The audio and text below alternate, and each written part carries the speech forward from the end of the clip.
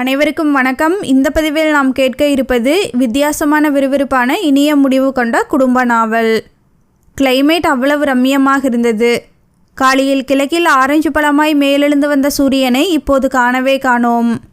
அலுவலக அறையின் கண்ணாடி ஜன்னலை பொருத்தியிருந்த உயர் ரக திரைச்சீலைகள் விலகி வெளியுலகின் முகத்தை காட்டிய போது கலாதர் எழுந்து சென்று முற்றிலுமாக ஒதுக்கிவிட்டான். சாம்பல் நிற மேகங்கள் மீட்டிங் போட நாலா பக்கமிருந்தும் திரண்டு வந்த அழகை கவிதையில் வடிக்க புதியதாய் சொற்களை கண்டுபிடிக்க வேண்டும். ஆனால் வேடிக்கை பார்த்தானே ஒழிய ரசனையில் ஈடுபடவில்லை மனம். ரிசப்ஷனில் தொடர்பு கொண்டு நான் சொல்லும் வரை யாரும் என் ரூமுக்கு வரக்கூடாது என்று சொல்லிவிட்டு உயரக சிகரெட்டை உதடுக்கு கொடுத்தான். துப்பாக்கி வடிவ லைட்டரில் அதன் முனையை சிவப்பாக்கிய கலாதர் பெண்களை எளிதில் வசப்படுத்திவிடும் வசீகரனாயிருந்தான். லேசாய் கருப்போடிய குவிந்த சதைப்பிடிப்பான உதடுகள், ஆழ்துளையிடும் கண்கள், சிவந்த நிறத்தில் 6 அடி உயரத்தில் ராமன் கம்பெனி மாடல் போல் நின்றிருந்த கம்பீரத்தில் மயங்கி திரைச்சீலை அவனை உரசி சென்றது. தென்மேற்கு வானில் சாம்பல் நிற பறவை ஒன்று நிதானமாய் வட்டமடித்து கொண்டிருந்ததை பார்த்தபோது தன்னை பற்றிய நினைப்புதான் எழுந்தது. புகையை குவித்து வெளியிட்டான். வெளிக்காற்று உட்புகுந்து புகை மறுபடி அவன் முகத்தில் அடித்தது. அதை மீறிய மண்வாசனை. சற்று தூரத்தில் எங்கோ நல்ல மழை பெய்கிறது போலும். சிகரெட்டை பாதியில் அணைத்து ஆஸ்ட்ரேயில் போட்டான். ஜன்னலை மூட மனமின்றி ஏசியை போட மனமின்றி அப்படியே தன் சுழல் நாட்காலியில் சரிந்தான். பசித்தது. இன்னும் கொஞ்ச நேரத்தில் வீட்டிலிருந்து மதிய உணவு வந்துவிடும். எப்போதாவது தான் இப்படி. பெரும்பாலும் வீட்டிற்கு சென்றோ அல்லது வியாபார நிமித்தமாய் மீட்டிங் நடக்கும் ஹோட்டலிலோ தான் சாப்பிடுவான். இன்னைக்கு ஃப்ரீதான். ஆனாலும் வீட்டிற்கு செல்ல பிடிக்கவில்லை. என்னவோ தெரியவில்லை. காலையிலிருந்தே மனசு ஒரு மாதிரி அரித்து கொண்டிருந்தது. அவனுக்கு பிடித்த மாதிரி உணவு சாப்பிட்டு கூட வருடக்கணக்கில் ஆகிவிட்டது. ஹோட்டலில் கிடைப்பதும் வீட்டில் சமையல்காரன் சமைப்பதும் ஒன்றுதான். ஆனால் பாரம்பரிய வீட்டு சாப்பாடு என்பது அவனுக்கு சொந்தமானவர்களால் மட்டுமே தரக்கூடியது.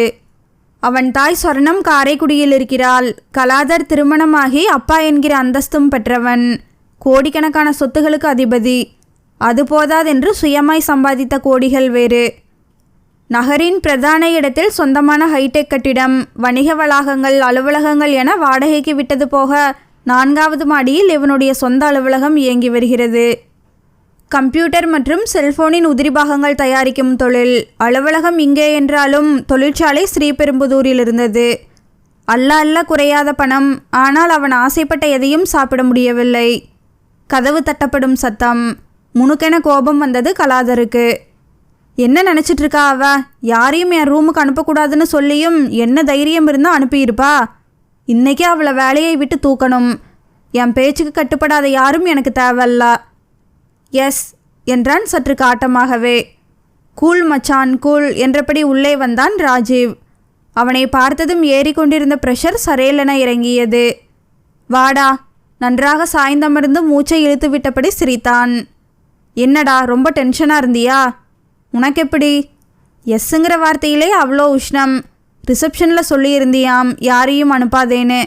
ஆனால் இந்த ராஜீவுக்கு எந்த தட உத்தரவும் செல்லாதே. உன்னை கேட்காம உன் மனசுக்குள் நுழைந்து ஆராய்கிற உரிமை எனக்கு மட்டும்தானே இருக்கு. உண்மைதான். ஸ்மோக் பண்ணியா? ஜன்னலை திறந்து வச்சிருக்கா? ஏன் டல்லாக இருக்கா?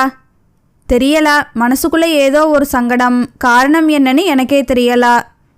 சரி அதை விடு. ஈவினிங் கிளப்புக்கு போகலாமா? ஒரு புது பிஸ்னஸ் சொன்னேனே, அந்த பார்ட்னர் கொல்கத்தாலேருந்து வந்திருக்கார். வர சொல்லிட்டேன். ஈவினிங் எந்த கமிட்மெண்ட்ஸும் இல்லை தான். பட் என்னமோ தெரியலா, மனசுக்குள்ளே ஒரு டிஸ்டர்பன்ஸ். பிஸ்னஸ் பேசுகிற மூடு இல்லை. It's okay. பிஸ்னஸ் வேண்டாம். அவரை இன்னொரு நாள் வர சொல்லிடுறேன். சும்மா ஒரு ஸ்மால் பெக் போடலாம். ஃப்ரீ ஆகிடுவா. You are correct. பட் அதுக்கும் மூடில்லா. என்னாச்சு உனக்கு? சாந்தினி பற்றி ஏதாவது தகவல் கேள்விப்பட்டியா? அந்த ஏழரையை பற்றி நான் மறந்து ரொம்ப நாள் ஆச்சு. அவளெல்லாம் ஒரு பிரச்சனையாக நினைக்கிற அளவுக்கு மனசு ஜென்மமா அது? That's good. சாப்பிட்டியா? ஹோட்டலுக்கு போகலாமா? வீட்டில் இருந்து வருது. எனக்கும் சேர்த்து எடுத்துகிட்டு வர சொல்லு. நீயே ஃபோன் பண்ணி சொல்லிடேன். அலறிய செல்ஃபோனை எடுத்து காதுக்கு கொடுத்தான் கலாதர். ஃபோன் ஊட்டியிலிருந்து. Yes mother, how are you? What? எப்போ? My God, how is she? Yes mother, இதோ இப்போவே கிளம்புறேன். முகம் அவ்வளவு பதற்றத்தை அப்பியிருந்தது. அவனையே கவனித்து கொண்டிருந்த ராஜீவுக்கும் பதற்றம் தொற்றிக்கொண்டது. என்னாச்சு மச்சான்? மௌனிக்கு உடம்பு சரியில்லையாம், 2 முறை ஃபிட்ஸ் வந்திருக்கு. உடனே வந்து கூட்டிகிட்டு போக சொன்னாங்க. கிளம்பு, நானும் வரேன், என் ஸ்கோடாவிலேயே போயிடலாம். அவ்வளவு பொறுமை எனக்கு இல்லை ராஜீவ். கோயம்புத்தூருக்கு அடுத்த ஃப்ளைட் எப்போன்னு விசாரியேன். பயத்தில் கைகள் நடுங்கின. விமானம் பெரிய சைஸ் பருந்தாய் பறந்து கொண்டிருந்தது. கலாதரின் மூடிய இமைகள் நனைந்திருந்தன. ராஜீவ் அவன் கரத்தை தன் கரத்தால் அணைத்து, தைரியமா இருடா, எல்லாமே சரி பண்ணக்கூடிய பிரச்சனைதான். முதல்ல அவள் இங்கே கூட்டிகிட்டு வருவோம். மெல்ல தலையாட்டினான். கோயம்புத்தூரில் இருந்த நண்பரின் காரில் பயணப்பட்டு கொண்டிருந்த கலாதருக்கு மனசு எங்குமே தாவவில்லை. ராஜீவுக்கு புகைக்க நினைத்த எண்ணத்தை நண்பன் முகம் பார்த்து ஒதுக்கினான். குளிர் எலும்பை சீண்டி பார்த்தது. வளைவு நெளிவுகளில் கேரட்டும் முட்டைக்கோசும் பார்க்க ரம்மியமாயிருந்தது. கார் வேகமாய் ஏஞ்சல் கான்வென்ட்டை நோக்கி சென்றது. அருமையான லொகேஷனில் பாதுகாப்பாய் நிறுவப்பட்டிருந்த கான்வென்ட். பணக்காரர்களால் மட்டுமே அந்த பள்ளியில் நுழைய முடியும். கலாதர் தன் 7 வயது மகளை அங்கேதான் சேர்த்திருந்தான். அடுத்த சில நிமிடங்களில் பிரின்ஸ்பல் அறையில் இருந்தான். மதர் வெரோனிகா முகத்தில் அத்தனை கனிவு.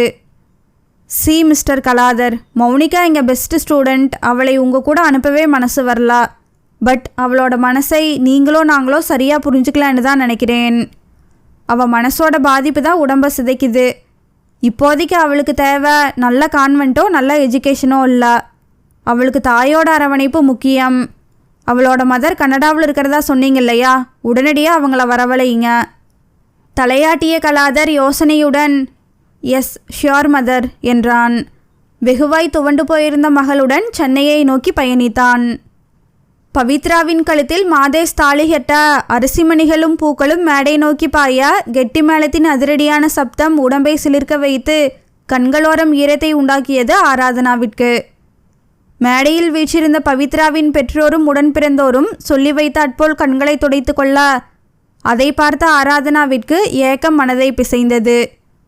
இப்படிப்பட்ட உறவுகள் எனக்கும் இருந்திருந்தால் எவ்வளவு நல்லா இருந்திருக்கும். ப்ரெசன்டேஷனை கொடுத்துட்டு சாப்பிட்டு கிளம்பலாமா? ஆஃபீஸுக்கு 1 hour தான் பர்மிஷன் போட்டு வந்திருக்கோம் என்றாள் ஆனந்தி. இருவரும் பவித்ராவுடன் ஒரே அலுவலகத்தில் பணிபுரிபவர்கள். இப்போதானே வந்தோம், 10 நிமிஷம் ஆகட்டும். அம்மாடி, அந்த கிழவன்கிட்ட என்னால் மல்லு கட்ட முடியாது. அதுவும் இன்னைக்கு இந்த பட்டு சாலையெல்லாம் அமர்க்கலமாக வேற இருக்கா. பேசியே சாவடிச்சிடுவான் அந்த பணங்கொட்ட தலையன், பார்த்துக்கா எச்சரிப்பது போல் சொன்னாள் ஆனந்தி. அதற்கு மேல் அங்கு அமர்ந்திருக்க முடியவில்லை. பரிசு பார்சலுடன் ஆனந்தியின் பின்னே மேடை நோக்கி சென்ற ஆராதனாவை ஏகப்பட்ட கண்கள் ஆச்சரியத்துடன் பார்த்தன. அதில் பெண்களும் அடக்கம் என்பது மேலும் ஆச்சரியம். கம்ப்யூட்டர் முன் அமர்ந்திருந்த ஆராதனாவை இன்டர்காம் அழைத்தது. அது அலரும் போதே புரிந்தது எம்டியிடமிருந்து என்று. அலுப்புடன் எடுத்து ஹலோ என்றாள். உள்ளவா? Okay sir. போச்சு, கேமரா வெளியே பார்த்திருப்பான், வழியே போகிறான். அவள் நினைத்தபடியே தான் நடந்தது. சீட்டில் அமர்ந்திருந்த 66 வயது பரந்தாமன் யாரிடமோ செல்போனில் பேசியபடி ஆராதனாவின் குட் மார்னிங்கை தலையசைப்பின் மூலம் பெற்று கேஷுவலாய் பேசியபடி எழுந்து நடந்து அவளை சுற்றி சுற்றி வந்து கண்களால் மேய்ந்தான். ஆராதனாவுக்கு எளிதில் புரிந்து போனது. அந்தாள் யாரிடமும் பேசவில்லை, சீன் காட்டுகிறான் என்று. Yeah okay. அவன் உடல் கேஷுவலாய் அவள் தோளை உரசியது. பற்களை கடித்தபடி சகித்து கொண்டாள். ஒரு வழியாய் அவளை சுற்றி முடித்து சீட்டில் அமர்ந்த போது கண்களில் கயமைத்தனம் வழிந்தது. சிட். Thank you sir. அலுவலக விஷயமாய் 2 வார்த்தை பேசிய பின், என்ன அரா இன்னைக்கு அமர்க்கலப்படுத்துறா? Today you are looking very beauty. பட்டுசாலையில் பதுமை மாதிரி இருக்கா. என்ன விசேஷம்? பர்த்டேவா? ஒன்றுமே தெரியாத மாதிரி நடிக்கிறான். ஆஃபீஸில் பாதி பேர் இன்னைக்கு பவித்ரா கல்யாணத்துக்கு தானே போனாங்க. இந்தாலும் தன் சார்பாக மேனேஜர்கிட்ட கிஃப்ட் கொடுத்து அனுப்பினானே. பரந்தாமன் எப்போதும் இப்படித்தான், சரியான ஜொல்லு பார்ட்டி. அதுவும் ஆராதனா என்றால் 2 லிட்டர் கூடுதலாகவே வழிவான். எல்லாம் பாழாய் போன இந்த வயிற்றுக்காக சகித்து கொள்ள வேண்டியதா இருக்கிறது. இல்லை சார், இன்னைக்கு பவித்ராவுக்கு மேரேஜ். அங்கே போயிட்டு ஓ மறந்தே போயிட்டேன். எனிவே எப்பவும் முன்ன சல்வார் சுடிதார்னு பார்த்துட்டு இப்படி பார்க்குறப்ப சாரல் மலையில் நனைகிற மாதிரி இருக்கு. கூசாமல் பேசினான். நெளிந்தாள் ஆராதனா. அவள் வயதில் இந்த வழுக்கை மண்டைக்கு ஒரு பெண் பிள்ளையும் அதைவிட 2 வயதில் மூத்த ஒரு ஆண் பிள்ளையும் உண்டு. சி ஆரா. அவன் அவள் பெயரை செல்லமாய் சுருக்கி சொல்லும்போது ஆசையாய் பெயர் வைத்த பெற்றவர்களை நினைத்து கோபம் வந்தது. பெயரை மாற்றிவிடலாமா என்ற வெறியும் வந்தது. Yes sir. கோகுல் 2 வாரத்தில் இங்கிருந்து ரிசீவ் ஆகிறார். ரெசிக்னேஷன் லெட்டரும் கொடுத்துட்டார். கோகுல் அந்த ஆஃபீஸில் 6 வருடமாய் வேலை பார்த்த எம்டியின் பர்சனல் செக்ரட்டரி. 35 வயது, திறமைசாலி. இப்போது வேறொரு கம்பெனியில் இதைவிட அதிக சம்பளத்தில் வேலை கிடைப்பதால் இந்த வேலையை ராஜினாமா செய்ய போவதாக அவளும் கேள்விப்பட்டாள். கோகுல் போகிறது உண்மையிலேயே எனக்கு கஷ்டம்தான். டேலண்டான பர்சன். நான் நினைக்க ஆரம்பிக்கிறதுக்கு முன்னாடியே செஞ்சு முடிக்கிற ஆள். இன்டோர் பிஸ்னஸ் மீட்டிங்காக இருக்கட்டும், அவுட்டோர் பிஸ்னஸ் மீட்டிங்காக இருக்கட்டும், என் கூடவே இருந்து எனக்கு டென்ஷன் தராத அளவுக்கு பக்காவாக ஏற்பாடு பண்ணுவார்.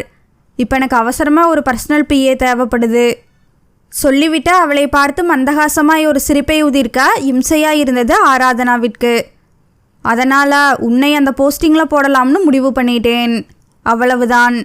சீலிங்கில் வேகமாய் சுழன்று கொண்டிருந்த ஃபேன் அதைவிட வேகமாய் அவள் தலையில் விழுந்து கூந்தலை கொத்தாக சுருட்டி அடித்தது போன்று பேரெதிர்ச்சி. ஐயோ என அலறியது சகலமும். என்ன ஆரா, ஸ்வீட் ஷாக்கில் ஆடி போயிட்டியா? ஸ்வீட் ஷாக்கா இது? டிரான்ஸ்ஃபார்மரில் இருக்கிற அத்தனை வோல்டேஜும் என் மேலே பாஞ்ச மாதிரி இல்லை இருக்குது.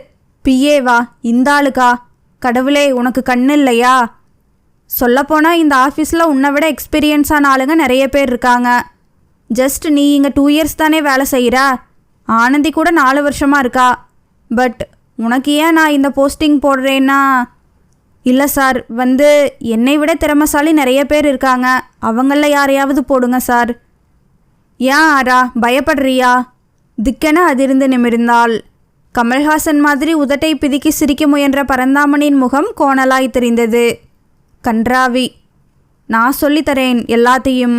வாய் விட்டு சிரித்தது கிளம். வேலையில் மிஸ்டேக் பண்ணி என்கிட்ட திட்டு வாங்கிடுவோமேனு பயம். மிஸ்டேக் பண்ணு, திட்டு வாங்கு, பட் நான் தானே திட்டுறேன். வேலையை முழுசாக கற்றுக் கொடுத்துடுவேன். கடவுளே, கேவல் வர தயாரானது. எல்லா ஆஃபீஸ்லேயும் பர்சனல் பிஏனா லேடியை தான் அப்பாயிண்ட் பண்ணுவாங்க. நான் இத்தனை வருஷமாக கோகுலை வச்சுக்கிட்டு இருந்ததே அதிகம். தவிர நான் எப்போ கூப்பிட்டாலும் எங்கே கூப்பிட்டாலும் ஓடி வர்றதுக்கு உன்ன மாதிரி எந்த கமிட்மெண்ட்டும் இல்லாத பொண்ணாக இருந்தால் எனக்கு வசதி. இப்போ நீ லேடிஸ் ஹாஸ்டலில் தானே இருக்கா? ஆமாம் சார். உன் கண்ணும் லிப்ஸும் அள்ளுது ஆரா. எப்பவும் லிப்ஸ்டிக், மஸ்காரா இதெல்லாம் போட மாட்டாள்ல. இந்த லைட்டான மேக்கப்லேயே மனசை துடிக்கி வைக்கிறா. பரலோகத்துக்கு டிக்கெட் வாங்குற வயசில் மனசு துடிக்குதா? கொஞ்சம் கூடவா சூடு சொரணை இருக்காது கிழவனுக்கு? ஆத்திரம் உழைப்பானையாய் கொதித்து வழிந்தது. பாரேன், பேசிகிட்டு இருக்கும்போதே டிஸ்டர்ப் ஆகிடுறேன். ஹாஸ்டலை வெக்கேட் பண்ணிவிடு. சின்னதாக ஒரு ஃப்ளாட் ஏற்பாடு பண்ணி தரேன். ஷிஃப்ட் பண்ணிக்க. டே, நீயாவே எல்லாத்தையும் டிசைட் பண்ணிடுவியா? வாரத்தில் ஒரு நாள் இப்படி மங்களகரமாக சேலலவா. சூப்பராக இருக்கா. சேலரி நீ எதிர்பார்க்காததை விடவும் அதிகமாக தருவேன். ஆரா, நான் ஏன் உனக்காக இத்தனையும் செய்கிறேன் தெரியுமா? கிளம் பேசிக்கொண்டே எழுந்தா அவள் பக்கமாய் வந்தது. தெரியல சார் என்றபடி அவளும் சட்டனை எழுந்தாள். Sit sit. யதார்த்தமாய் அவள் தோளை பற்றி அமர வைக்க பற்றி எறிந்தது ஆராதனாவிற்கு. கண்கள் கரைகட்ட முற்பட மிக சிரமப்பட்டு தன்னை கட்டுப்படுத்தி கொண்டாள். இந்த கிழட்டு நாய் கண்ணீரை துடைக்கும் சாக்கில் முகத்தையும் வருடும். இது பியூர்லி பர்சனல். உங்கிட்ட மட்டும் சொல்கிறேன். என் ஒய்ஃபுக்கு கூட தெரியாது. காலேஜ் படித்து முடித்த கையோட ஒரு பொண்ணை லவ் பண்ணினேன். பேரு யாமினி. அவளுக்கும் நான்னா உயிர்.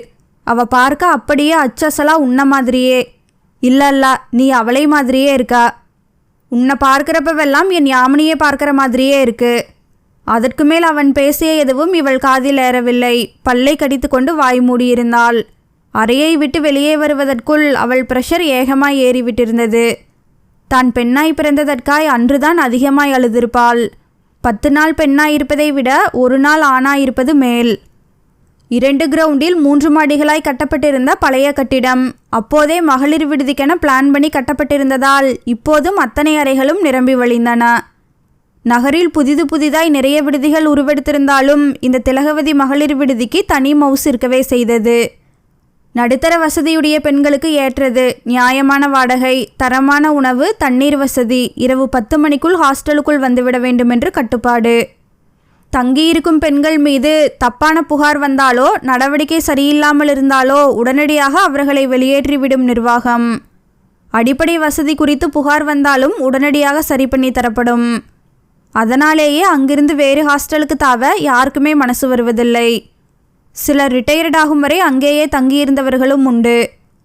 ஆராதனா மொட்டை மாடியில் அடுத்த விமானத்தின் வருகைக்காக வானத்தையே பார்த்து கொண்டிருந்தாள். தோளில் கை விழ திடுக்கிட்டு திரும்பினாள். வினயா, இவளின் ரூம்மேட். பயந்துட்டான். நீதானா? இங்கென்ன பண்ணிட்டு இருக்க ஆரா? ஆரா என்று அவள் அழைத்ததும் இதுநாள் வரை வராத கசப்பு எழுந்தது. சும்மாதான். டின்னர் சாப்பிட வரலா? பசிக்கலப்பா. அது சரி, உனக்கு பசிக்கிறப்ப அங்கே எல்லாமே காலியாக இருக்கும். பரவாயில்ல, சாப்பிட தோணலை வினையா. நீ சாப்பிட்டியா? ஏண்டி லூஸு, உன்னை விட்டுட்டு நான் எப்போ சாப்பிட்ருக்கேன்? பசிக்கலனாலும் பரவாயில்ல, வா சாப்பிடு. இன்னைக்கு ஒரு நாள் நீ போய் சாப்பிடுப்பா. ஏய், என்னாச்சு உனக்கு? ஆஃபீஸ்லேருந்து வரும்போதே பார்த்தேன், முகமே சரியில்லை. உடம்புக்கு முடியலையா? இல்லைப்பா. அப்போ ஆஃபீஸில் ப்ராப்ளம் கரெக்ட்? கிட்டத்தட்ட. குழப்புறா. அந்த கிளத்தோட இம்சை அதிகமாயிட்டே போகுது. காற்றில் அலைக்கழிந்த கூந்தலை ஒன்று சேர்த்து சின்னதாய் கொண்டை போட்டுக்கொண்டே கலகலவன சிரித்தாள் வினயா. இதெல்லாம் ஒரு பிரச்சனையா? ஒவ்வொரு ஆஃபீஸ்லேயும் இந்த மாதிரி தருதலை கேஸுங்க இல்லாமல் இல்லை. ஆஃபீஸில் மட்டுமா பிரச்சனை? ஸ்கூலில் ஹெட்மாஸ்டராலா, காலேஜில் பிரின்ஸ்பலாலா, மீடியாவில் டைரக்டராலா, இப்படி சம்பளம் கொடுக்குற கை தனக்கு கீழே வேலை பார்க்குற லேடிஸோட தலையில் கை வச்சு தலைவலியை தர்றது உலகமாக அதிசயமாக என்ன? என் ஆஃபீஸில் என் எம்டி மட்டும் இல்லை, அவனோட மச்சானாலையும் தொந்தரவு தான். என்ன பண்ணுறது? தினமும் தீயில குளிச்சுட்டு வர்ற மாதிரி தான் வாழ்க்கை. உன்ன மாதிரி அளவும் செய்கிறேன், பட் நிதர்சனம் கண்ணை மூடி கடந்து போக சொல்லுது. அதான் ஏன் அப்படி இருக்கணும்? ஆவேசமாய் கேட்ட ஆராதனாவின் கண்கள் தூரத்து வெளிச்சத்தில் மினுமினுத்தன. வேற வழி? எத்தனை ஆஃபீஸ் மாற முடியும்? இல்லைனா சுயமாக தொழில் தொடங்கலாம். அதுக்கு முதலீடு முதல் கொண்டு எத்தனை ப்ரொசீஜர்ஸ்? சம்பளம் வந்தாதான் அடுத்த 30 நாளை நம்பிக்கையோடு கடத்த முடியும். ஊரில் அம்மா, அக்கா, தம்பி, தங்கன்னு பெரிய பாரம். அப்பாவை இழந்த குடும்பம். என் கல்யாணத்தை நினச்சி கூட பார்க்க முடியாது. கனவே காண்றதில்ல. அக்காவுக்கு கல்யாணம் பண்ணணும். அடுத்து தங்கை, தம்பி. பணமும் நகையும் சேர்க்கறதுனா சும்மாவா? எல்லா கடமையும் முடிய எப்படியும் எனக்கு 40 வயசாகிடும். பேரன் பேத்தி எடுக்கிற வயசு. அப்பா கஷ்டப்பட்டு படிக்க வச்சிருக்கார். இப்போ அவரோட இடத்துல இருந்து பார்த்துக்க வேண்டிய கட்டாயத்தில் நான் இருக்கேன். நான் வேலைக்கு போகலைன்னா பல் விளக்க கூட முடியாது. இவனுங்க இம்சையை விட அங்கே 4 பேர் பசி முக்கியம் இல்லையா? ஒவ்வொரு ஆஃபீஸ்லேயும் ஆராதனாவும் வினையாவும் இருக்காங்க. அதை நினச்சி மனசை தேத்திக்க வேண்டியது தான். பிரச்சனை தலைக்கு மேலே போயிடுச்சுன்னா என்ன பண்ணுறது வினையா? அப்பவும் மனசை தேத்திக்க சொல்கிறியா? வினையா அவளை கவலையுடன் பார்த்தாள். அவள் முதுகில் கை வைத்து அழுத்தினாள்.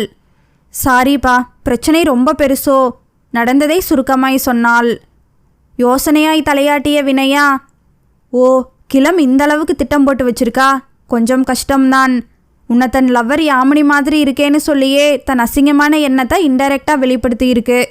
போஸ்டிங் போட இன்னும் 20 நாள் ஆகும். என்ன பண்ண போறா? வேற வேலை தான் தேடணும். ஏன் ஆரா, உன் அண்ணன் தான் ஃபாரினில் கை நிறைய சம்பாதிக்கிறாரே. நீ வேலைக்கு போய் சம்பாதிக்கணும்னு என்ன கட்டாயம்? மாதம் தாராளமாக பணம் அனுப்பலாமே. மெல்ல தலையாட்டிய ஆராதனா விரக்தியாய் சிரித்தாள். வினயாவின் கட்டாயத்தின் பேரில் ஒரே ஒரு சப்பாத்தியை விழுங்கிவிட்டு படுத்து விட்டாள் ஆராதனா. 10க்கு 15 அடியில் அறை, அதில் 3 கட்டில்கள். வினயாவும் கோமதி அக்காவும் ஆழ்ந்த உறக்கத்தில் இருந்தார்கள். ஆராதனாவிற்கு தூக்கம் வர மறுத்தது. ஏதேதோ எண்ணங்கள் தன்னை பற்றிய கழிவிறக்கங்கள். அண்ணன் மாதம் தாராளமாக பணம் அனுப்பலாமே. வினயாவின் குரல் மறுபடி எதிரொலிக்க கண்களோரம் வழிந்து காதில் இறங்கியது கண்ணீர். அவன் ஃபோன் பண்ணியே 2 மாதம் ஆகுதே. அவனாவது மாதம் பணம் அனுப்புவதாவது. இங்கே தங்கையை தனியாக விட்டு சென்றிருக்கிறோமே. அவள் என்ன பண்ணுறா, எப்படி இருக்கா என்று நினைக்கக்கூட மனமில்லாத அண்ணன் அல்லவா எனக்கு வாய்த்திருக்கிறான். சந்திரன் ஆராதனாவின் ஒரே உடன்பிறப்பு. பாசமானவன்தான். இல்லாவிட்டால் சிறுவயதிலேயே பெற்றோரை இழந்த பின்பும் தாய்க்கு தாயாய், தந்தைக்கு தந்தையாய், தனையனாய் அவளை கண்ணுங்கருத்துமாய் வளர்த்திருக்க மாட்டானே. அத்தை வீட்டில் ஒண்டிக் கொண்டு சொல்லும் வேலைகளை செய்து கொண்டு, அத்தை பிள்ளைகள் கழித்து போட்ட உடைகளை உடுத்தி கொண்டு அவசியம் உணர்ந்து படிப்பில் முழு கவனத்தையும் செலுத்தினானே. தங்கையை விட 6-7 வயது மூத்தவன். ஆராதனா வயதுக்கு வந்தபோது அவனுக்கு வேலையும் கிடைத்துவிட தனியே குடிபெயர்ந்தனர். சுதந்திரமான அந்த வாழ்க்கையை அனுபவித்து வாழ்ந்தனர். ஆராதனா சமையலிலும் கெட்டி. அதே சமயம் சந்திரன் அவளை படிப்பிலும் ஊக்கப்படுத்தினான். +2 முடித்துவிட்டு தபாலில் டிகிரி படித்தவள் நேரத்தை போக்காமல் கம்ப்யூட்டர், தையல் என எளிதாக படித்து முடிக்க வேண்டிய விஷயங்களையும் படித்து முடித்தாள். சந்திரன் காதலில் விழாதவரை எல்லாமே தடங்களற்ற சாலையாய்தான் வாழ்க்கை போய்க் கொண்டிருந்தது. காஞ்சனா சந்திரன் பணிபுரியும் அலுவலகத்தில் புதிதாய் வேலைக்கு சேர்ந்த தேவதை. ஓரளவு வசதியுடனும் 3 அண்ணன்களுடனும் பிறந்த செல்லத்தங்கை. கௌரவமான குடும்பம். எல்லாமுமாக சேர்ந்து காஞ்சனாவின் தலையில் ஒளிவட்டம் இருந்தது. அன்னிகள், வேலையாட்கள், இன்னமும் அம்மா கையால் தான் ஊட்டி விடுதல் என்று அலட்டல்.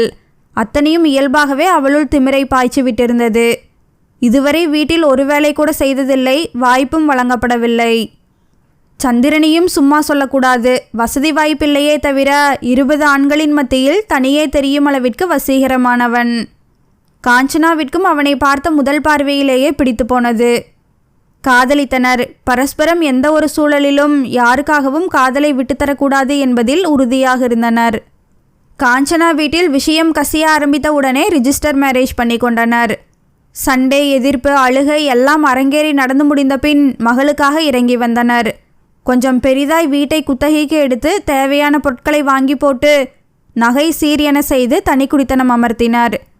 அண்ணன் திடீரென ஒரு பெண்ணுடன் மாலையும் கழுத்துமாய் வீட்டிற்கு வந்ததே ஆராதனாவிற்கு அதிர்ச்சி. உனக்கு ஒரு கல்யாணம் பண்ணி முடித்த பின்பே என்னை பற்றி யோசிப்பேன் என்று அடிக்கடி நெகிழ்ந்து பேசும் அண்ணனின் வாக்குறுதி வாலிப காதலில் பறந்து மறந்து போனதே. எளிமையான உடையில் ஆச்சரியப்படுத்தும் நேர்த்தியான அழகியாய் ஆராதனாவை பார்த்ததுமே காஞ்சனாவிற்கு பிடிக்காமல் போனது. வீடு மாறிப்போன பின்பு அவள் பேச்சில் அதிகார நெடி தூக்கலாயிருந்தது. வீட்டில் சமையல் உட்பட அத்தனை வேலையும் ஆராதனாவே செய்ய வேண்டியிருந்தது. அண்ணனுடன் மட்டும் வசித்த போது அவள் விருப்பத்திற்கு சமைத்து போட்டு சந்திரனை வாவ் சொல்ல வைப்பதில் அவ்வளவு ஆசையாய் செய்வாள். கடற்கரை, கோவில், சினிமா என கிடைக்கும் நேரங்களில் வலம் வருவார்கள், கேரம் விளையாடுவார்கள். ஆனால் இது அத்தனையும் மாறிப்போனது. காஞ்சனா சொல்கிற மெனு மட்டுமே சமைக்க வேண்டும், அதுவும் 3 வேளையும் 3 விதமாய். முன்பு பொருளாதார வசதி, சிக்கனத்தை பேண வேண்டிய அவசியம். ஒரே வேளையில் சமையலை முடித்து விடுவாள். இப்போது வேலைப்பளு அதிகமானது. சமைப்பது, துணி துவைத்து அயன் செய்வது, வீட்டை தினசரி துடைப்பது, இதற்கிடையில் கிளாஸிற்கு ஓடுவது என எந்திரமயமாகி போனாள். அதை கூட தாங்கிக் கொண்டாள். ஆனால் அவளுக்கு அங்கிருந்த ஒரே உறவு சந்திரன்தான். இன்று அவனுடன் ஒரு வார்த்தை பேச முடியலை. அப்படி இருக்கும்போது பொழுதுபோக்கிற்காக வெளியே செல்வது அறவே இல்லாமல் போனது. ஆஃபீஸ் விட்டு தம்பதிகள் ஒரு சேர வருவார்கள், தங்கள் அறைக்குள் அடைந்து கொள்வார்கள். ஆராதனா உடனே காஃபியோ டீயோ தயாரித்து தயங்கி தயங்கி கதவை தட்ட வேண்டும். என்ன மேனஸ் இது? சாத்திய கதவுக்கு வெளியே இவ்வளவு நேரம் இத்தனை மெதுவாக கதவை தட்டுறது, இது அநாகரிகமாக தெரியலா என்று காஞ்சனா எரிந்து விழும்போது அதில் பொதிந்திருக்கும் உள்ளர்த்தம் தாமதமாய் உணர்ந்து துடித்து போவாள் ஆராதனா. சந்திரன் காதில் விழாதவாறு நடிக்க பழகி கொண்டான். சம்பளம் அப்படியே அன்னி கைக்கு போவதால் இவளுடைய அத்தியாவசிய தேவைகளுக்காக திணற வேண்டியிருந்தது. சாப்பாடு மீதியானால் வசை, சுவைத்து கொஞ்சம் அதிகமாய் சாப்பிட்டால் ஏளனமான கிண்டல் என நாட்களோட ஒவ்வொரு நாளும் விடுகிறதே என சலிப்பெழுந்தது. வேறு வழியின்றி வேலைக்கு மனு போட்டால் உடனே கிடைத்தது. தயங்கி தயங்கி சந்திரனிடம் சொன்னபோது முகம் மலர்ந்தான். நல்லது ஆரா, நானே சொல்லணும்னு நினச்சேன், பரவாயில்ல. பணத்தை பத்திரமா சேமிச்சுக்க, உன் எதிர்காலத்துக்கு அதுதான் உதவும். மாதம் ஒரு 2000 மட்டும் அன்னிக்கிட்ட கொடுத்துடு என்றான். எதற்கு என்று கேட்கவில்லை, புரிந்தது. நான் சாப்பிடும் சாப்பாட்டிற்கு. இப்படியே 3 வருடம் ஓடியது. கடந்த 10 மாதம் ஆகிறது. சந்திரனும் காஞ்சனாவும் கனடாவில் செட்டிலாகி.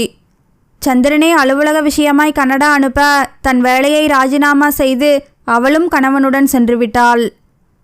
போகும்போது தான் வசித்த வீட்டை காலி செய்து பொருட்களை அம்மா வீட்டில் பூட்டி வைத்து ஆராதனாவை நடுவீதியில் நிற்க வைத்துதான் போயினர். அன்றிலிருந்து ஹாஸ்டல் தான் வீடாகி போனது ஆராதனாவிற்கு.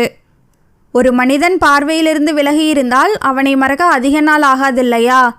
இன்பத்தை அள்ளி தந்து தன் கட்டுப்பாட்டில் வைத்திருக்கும் காஞ்சனாவின் கணவனுக்கு வயதுக்கு வந்த தங்கையின் நினைவோ அவள் தேவைகளோ எப்படி நினைவிருக்கும்? அதுவும் 10,000 மைல்களுக்கு அப்பால் இருக்கும்போது. இத்தனை ஆண்டுகளுக்கு பிறகு அண்ணி உண்டாகி இருப்பதாக 2 மாதத்திற்கு முன்பு ஃபோன் பண்ணிய போது சந்திரன் சொல்லியிருந்தான். புதிதாய் ஒரு உறவு பூக்கப் போகிறது. என் நினைவு எப்படி வரும்? சந்தோஷத்திலும் வருத்தம் எட்டி பார்த்தது. அவளுடைய எண்ண ஓட்டத்தில் கல் விழுந்தது போல செல்போன் அலறியது. அண்ணனா இருக்குமோ? ஆவலுடனும் மற்ற பெண்கள் இந்த சத்தத்தில் உறக்கம் கலைந்துவிடக்கூடாது என்ற பதைப்புடனும் செல்லுடன் கதவை திறந்து பால்கனிக்கு வந்தவள் ஒளிர்ந்த எண்ணை பார்த்து அதிர்ந்தாள். பரந்தாமன். இந்நேரத்திலா? மணி நள்ளிரவு 2 நெருங்கிக் கொண்டிருந்தது. ஹலோ. ஹாய் ஆரா. வார்த்தைகள் குளறியது. குடித்திருக்கிறான். சொல்லுங்க சார். தூங்கலையா ஆரா? தூக்கம் வரலையா? உன் குரல் தூக்கத்தில் எழுந்து பேசுகிற மாதிரி இல்லையே. என்ன யோசனை? யாரை பற்றி? எனக்கு சுத்தமாக தூக்கம் இல்லடா. செல்லமாய் டா வேறு. அப்படியெல்லாம் இல்லை சார், தூங்கிட்டு தான் இருந்தேன். என்ன விஷயம் சார்? இந்த நேரத்தில் ஆஃபீஸ் விஷயம் பேசவா அழைப்பேன்? பேசணும் போல் இருந்துச்சு, தூக்கமே வரல. ஏன்னு கேளு. நானே சொல்லிடுறேன். உன் ஞாபகம்தான். என்னை மந்திரம் போட்டு வச்சிருக்க ஆரா. நின்னா, நடந்தா, குளிச்சா, சாப்பிட்டா, ஏன் பாத்ரூம் போனால் கூட உன் நினப்பு தான். முடியலடி, இதுக்கு மேலே தாங்க முடியாது. யாமினி கூட இப்போ என் நினைவில் அல்ல, நீதான். என்னைக்கு உன்னை முதலாக பார்த்தேனோ அன்னைக்கே நான் நானா அல்ல. கன்னங்களில் விழுந்த நீர் நைட்டியில் விழுந்து காணாமல் போனது. அப்படி என்ன வயசாயிடுச்சு எனக்கு? என் பொண்டாட்டிக்கு தான் முடியலா. எல்லா பலமும் எனக்கு இருக்கு, புரிஞ்சுக்கா. உன்னை ராணி மாதிரி வச்சுப்பேன். வீட்டுக்கு தெரிஞ்சாலும் பிரச்சனை அல்ல, பொலிட்டிக்கல் லிங்க் இருக்கு, எதையும் சமாளிப்பேன். அதற்கு மேல் தாங்க மாட்டாமல் ஃபோனை கட் பண்ணியவள் உடனே சுவிட்ச் ஆஃப் செய்தாள். சப்தம் வராமல் பாத்ரூம் நோக்கி ஓடியவள் கதவை தாளிட்டு விட்டு கேவி கேவி அழுதாள். வினயா குளித்து முடித்து பாத்ரூமிலேயே உடையை மாற்றிக்கொண்டு வெளியில் வந்தாள். தலையில் கட்டியிருந்த டவலை உருவி ஹேர் ட்ரையரால் கூந்தலை காய வைத்தவள் அப்போதுதான் கவனித்தாள். ஆராதனா கட்டிலில் உறங்கிக் கொண்டிருப்பதை வியப்புடன் நெருங்கினாள். என்னாச்சு இவளுக்கு? இந்நேரம் எனக்கு முன்பே ஆஃபீஸ்க்கு ரெடியாகி இருப்பாளே, உடம்புக்கு முடியலையா? தொட்டு பார்த்தாள். உடம்பில் சூடில்லை. தட்டி எழுப்பினாள். ஆரா, ஆரா, இன்னும் என்ன தூக்கம்? டைம் என்னன்னு தெரியுமா? ஆஃபீஸ் போகணும், மறந்து போச்சா? என்று சினுங்கியபடி இவள் பக்கமாய் திரும்பி படுத்தாள். பாரேன், மறுபடி தூங்குறதா? நான் தட்டுறது உனக்கு தாளாட்டுற மாதிரி இருக்கா? எந்திரி. குட் மார்னிங் என்றபடி எழுந்தவள் ஆவென கொட்டாவி விட்டாள். பதிலுக்கு குட் மார்னிங் சொல்ல வாயெடுத்தவள் அவள் முகத்தை பார்த்து அதிர்ந்தாள். கண்கள் சிவந்து இமைகள் வீங்கி, நான் ரொம்பவே அழுதேன் தெரியுமா என அப்பட்டமாய் காட்டி கொடுத்தன முகம். அருகில் அமர்ந்து தோளில் கை வைத்து அழுத்தினாள்.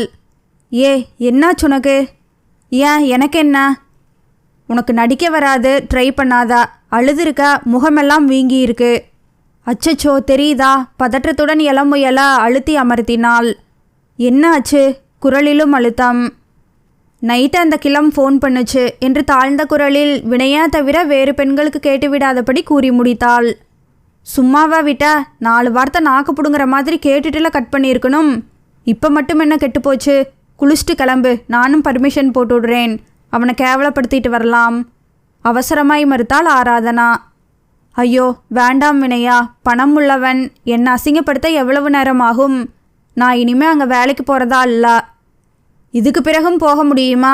சரி விடு, உன் எக்ஸ்பீரியன்ஸுக்கு ஈஸியாக வேறு வேலை தேடிக்கலாம். 1 வாரம் ஃப்ரீயாக ரெஸ்ட் எடுத்தா வேலை தேடி வருமா? ரிசப்ஷனில் ஃப்ரீ ஆர்ட்ஸ் பேப்பர் எடுத்துகிட்டு வரேன் என்று எழுந்தாள்.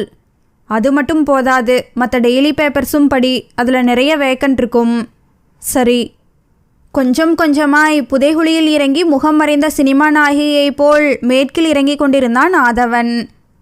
கண்களை கூசாத செந்நிற குங்கும பொட்டாய் விபூதியை இறைத்த கணக்காய் மேகங்களின் தீற்றல்களுடன் மாலை நேரத்து ரம்மியம் தெய்வீகமாய் இருந்தது. கடல் நீரில் துள்ளி குதித்து விளையாடி கொண்டிருந்த இளம் பிஞ்சுகளை விரட்டிவிட்டு கொண்டிருந்தன அலைகள். வெண்ணிற பறவைகள் தாழ்வாக பறந்து வட்டமிட்டன. காதலர்கள் சுற்றுப்புறத்தை மறந்து ஒருவர் இடுப்பை மற்றவர் அணைத்தபடி கால்கள் மணலில் புதைய தடம் பதித்தபடி தடுமாறி சென்றனர். ஆராதனா கால்களை மடக்கி அதன் மேல் முகம் பதித்து அமர்ந்திருந்தவள் ஜோடிகளின் பக்கம் ஏகமாய் நகர்ந்த பார்வையை கஷ்டப்பட்டு பறித்து அலைகளின் மேல் போட்டாள். இதமான குளிர் கலந்த கடற்காற்று துப்பட்டாவை இழுத்தது. அதை பிடித்து 2 பக்கமும் சேர்த்து முடி போட்டாள். தன் கடந்த காலம் நிகழ்காலம் எல்லாமே ஒருவித பயம் கலந்த படபடப்பை உண்டு பண்ணியது. என்ன பண்ண போகிறேன்? இனி எப்படி போகும் என் வாழ்க்கை? பாதுகாப்பான 4 சுவற்றை தந்த ஹாஸ்டலுக்கு பணம் கட்ட வேண்டுமே. அந்த கிழவன் முகத்தில் முழிக்க வேண்டாம் என்று 20 நாள் சம்பளத்தை கூட வாங்கவில்லை. இருப்பதை வைத்து 1-2 மாசத்தை கடத்திடலாம். அதுக்கு பிறகு? அதற்காக இப்போதே உழைத்தாக வேண்டுமே. கடவுளே, ஒரு நல்ல வேலை வாய்ப்பை கொடு. தன் கவலைகளுள் மூழ்கி கொண்டிருந்தவளின் மேல் ஒரு கலர்பந்து பறந்து வந்து மெத்தனம் மோதியது. தொடர்ந்து ஒரு சிறுமி ஓடி வந்து இவள் அருகே குனிந்து, சாரி ஆண்டி என்று கூற வாயெடுத்தவள் இவளை உற்று பார்த்து மம்மி என்றாள் பரவசமாய். திடீரென பந்து வந்து விழுந்த அதிர்ச்சியை விட அந்த சிறுமி அவளை மம்மி என்றழைத்ததுதான் பேரதிர்ச்சியாயிருந்தது. ஆராதனா பந்தை எடுத்து அச்சிறுமியின் கையில் கொடுத்து கன்னத்தை தட்டி சிரித்தபடி, நான் மம்மி இல்லம்மா, உன் பேர் என்ன என்றாள். என்ன மம்மி, நீங்களே என் பேரை கேட்டா எப்படி? இத்தனை நாள் எங்கே போயிருந்தீங்க? ஏன் என்னை பார்க்க வரலா? கண்களில் பளிரிட்ட ஏக்கமும் ஆவலும் அழுகைக்கு ஆயத்தமான இதழ்களின் துடிப்பும் அழகான அச்சிறுமியின் வேதனையை உணர்த்தியது. என்றாலும் சங்கடம் ஆராதனாவிற்கல்லவா? அச்சிறு பெண்ணை பார்க்கையில் தெளிவான நிலையில் இருக்கிறாள் என்பதும் புரிந்தது. பிறகேன் என்னை போய் மம்மி என்று, அதுவும் பார்த்து ரொம்ப நாள் ஆகிவிட்டது போல. ஒருவேளை இவ்வுலகிலேயே இல்லையோ? சே, அப்படி நினைக்க வேண்டாம். கிளம்ப ஆயத்தமானாள். உன் கூட யார் வந்திருக்கா பேபி? என்னம்மா நீங்கள் பேரை சொல்லி கூப்பிடாம? அதோ டாடி வர்றார். பார்வையில் உருவம் தெளிவாய் புலப்படாத தூரத்தில் ஒரு வாலிபன் வேகமாய் வருவது புரிந்தது. மௌனி மௌனி என்றழைப்பது போல் காதில் விழுந்தது. அவன் அருகில் வந்து இவள் மம்மி என்றழைத்து அது வேறு மாதிரியான சங்கடம். உடனே இவ்விடத்தை விட்டு அகன்று விடுவது உத்தமம். இங்கேயே இருங்க மம்மி என்றவள் அந்த வாலிபனை நோக்கி டாடி என்றழைத்தபடி ஓடினாள். ஆராதனா அதற்கு மேல் ஒரு நொடி கூட அங்கு நிற்கவில்லை. அருகில் வந்த கலாதர் ஓடி வந்த மகளை பிடித்து நிறுத்தினான். உன்னை இவ்வளோ தூரம் வர வேண்டாம்னு சொன்னேனே மௌனி, சட்டென காணலனதும் பதறிப்போனேன். இந்த கூட்டத்தில் தொலைஞ்சு போனால் தேடுவது சிரமம். சரி வா, கொஞ்ச நேரம் மழையில் நனைவோம். டாடி, மம்மியை பார்த்தேன். வாட்? ஒரு கணம் உடம்பை உலுக்கி போட்டது அவள் வார்த்தை. ஆமா டாடி, அதோ அங்க. திரும்பி கைகாட்டியவளின் முகம் ஏமாற்றத்தில் வெளிரியது. ஆராதனா இல்லை. எங்க? இப்பதானே இருக்க சொல்லிட்டு வந்தேன். மம்மி திரும்பி ஓட எத்தனித்த போது மகளின் கையை கெட்டியாய் பற்றி கொண்டான். சரி வா போகலாம். மம்மியை தேடலாம் டாடி. கண்களில் முத்துக்களாய் வெளிப்பட்டன கண்ணீர். அது மம்மி இல்லடா மௌனி, அவ ஃபாரின்ல இருக்கா. இங்கே எப்படி வர முடியும்? இல்லை டாடி, அது மம்மி தான். இல்லைன்னா கேட்டுக்கணும், அடம்பிடிக்கக்கூடாது. மம்மியாக இருந்தால் உன்னை பார்த்ததும் விட்டுட்டு போவாளா? பதிலேதும் பேசாமல் அழுத மகளை முட்டி போட்டு அமர்ந்து கன்னங்களை கர்ச்சீப்பால் ஒற்றி தன்னுடன் அணைத்து கொண்டான். எதை வேண்டுமானாலும் மகளுக்காக அவனால் செய்துவிட முடிந்தது. ஆனால் தாயன்பிற்காக ஏங்கும் ஏக்கத்தை, அச்சிறு இதயத்தின் பள்ளத்தை எதனாலும் நிரப்ப முடியவில்லை. மௌனி என் கண்ணே, டாடி உன்னை ஏமாத்துவேனா? நீ பார்த்தது யாரோ ஒரு ஆண்டியை. சங்கடப்படுத்தாதே கண்ணம்மா. நம்ம வேடிக்கை பார்க்குறாங்க பார். சரி, இப்போ நாம் எங்கே போகலாம்? நீயே சொல், கூட்டிகிட்டு போகிறேன். வீட்டுக்கே போகலாம். சோர்ந்து விழுந்த வார்த்தையின் கணம் அவளின் வழியை புரிய வைத்தது.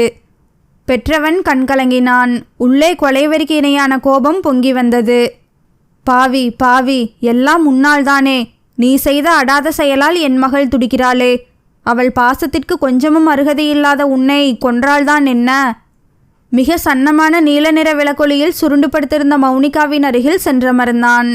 கையில் இருந்த பால் டம்ளரை டேபிளின் மேல் வைத்தான். மகள் உறங்கவில்லை என புரிந்தது. எதையெதையோ யோசித்து கொண்டிருக்கிறாள். அவள் நெற்றியை தொட்டான். காய்ச்சல் இறங்கி லேசாய் சுட்டது. மௌனிமா?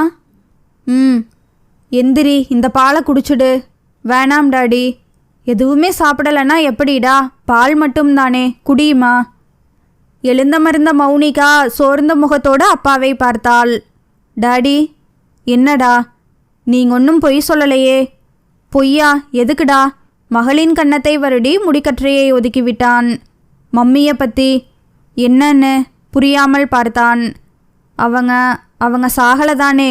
சுரீரென சூடிழுத்தது போல் துடித்து போனான். மௌனி. இல்லை டாடி, நாம் ரொம்ப பெரிய பணக்காரங்க. அப்படி இருக்கும்போது மம்மி கனடாவுக்கு போய் சம்பாதிக்கணும்னு என்ன இருக்குது? அதுவும் இத்தனை வருஷத்தில் ஒரு முறை கூட எனக்கு ஃபோன் கூட பண்ணலா. மம்மிக்கு நானும் செல்லம் தானே. யாராவது பேசாமல் இருப்பாங்களா? இப்போலாம் ஸ்கைப்லேயே பேசுகிறாங்க டாடி. மகளின் ஆழ்ந்த யோசனையும் இக்காலத்து பிள்ளைகளுக்கே உரிய அதிபுத்திசாலித்தனமும் வெளிப்பட திணறித்தான் போனான். மகளை அணைத்து முதுகை தடவி கொடுத்தவனின் கண்ணீர் அவன் கரத்தின் மீதே விழுந்தது. பொய் சொல்லலை குட்டிமா. ப்ராமிஸா உன் மம்மி உயிரோட தான் இருக்கா. உண்மையை சொல்லணும்னா என்கிட்ட சண்டை போட்டுக்கிட்டு போயிருக்கா. கண்டிப்பாக உன்னை தேடி வருவா. இதுக்கு மேலே என்ன கேட்டால் சத்தியமாக பதில் சொல்ல முடியாது. டாடியை நீயும் புரிஞ்சுக்கணும். நீனா எனக்கு உயிர்டா. உன்முகம் பார்த்து தான் உயிர் வாழ்கிறேன். நீ சிரிச்சுக்கிட்டே இருக்கணும். இப்படியே ஃபீல் பண்ணிக்கிட்டு இருந்தா அப்பாவால் பிஸ்னஸ் பார்க்க முடியாது.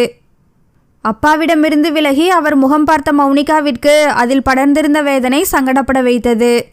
சரி டாடி என்றவள் கலாதர் எடுத்து தந்த பால் டம்ளரை வாங்கி பருகினாள். டாடி சொல்லுடா, உன் கூடவே படுத்துக்கிட்டா?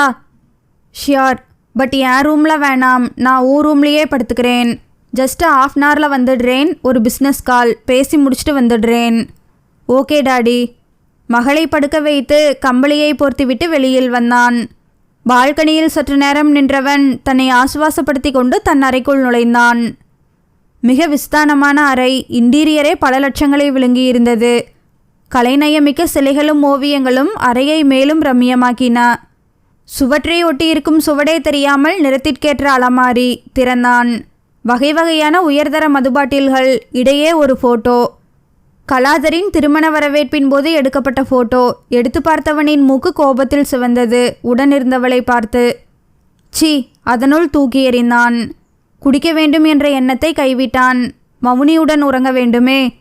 அறை நடுவே சுவரோரம் பெரிய புகைப்படத்தில் சந்தனமாலை மணக்க வீற்றிருந்த சிறுமி மௌனிகாவின் நகலாய் இருந்தாள். விரல்களால் அப்புகைப்படத்தை வருடி கொடுத்தவன் அடுத்த கணங்களில் விசும்பி அழ ஆரம்பித்தான். மாளவிகா, என் செல்லமே, உன்னை இனி எப்போது பார்ப்பேன் என் கண்ணே. அதீத துக்கத்தை உள்ளடக்கிய உயிராயிருந்தான் கலாதர்.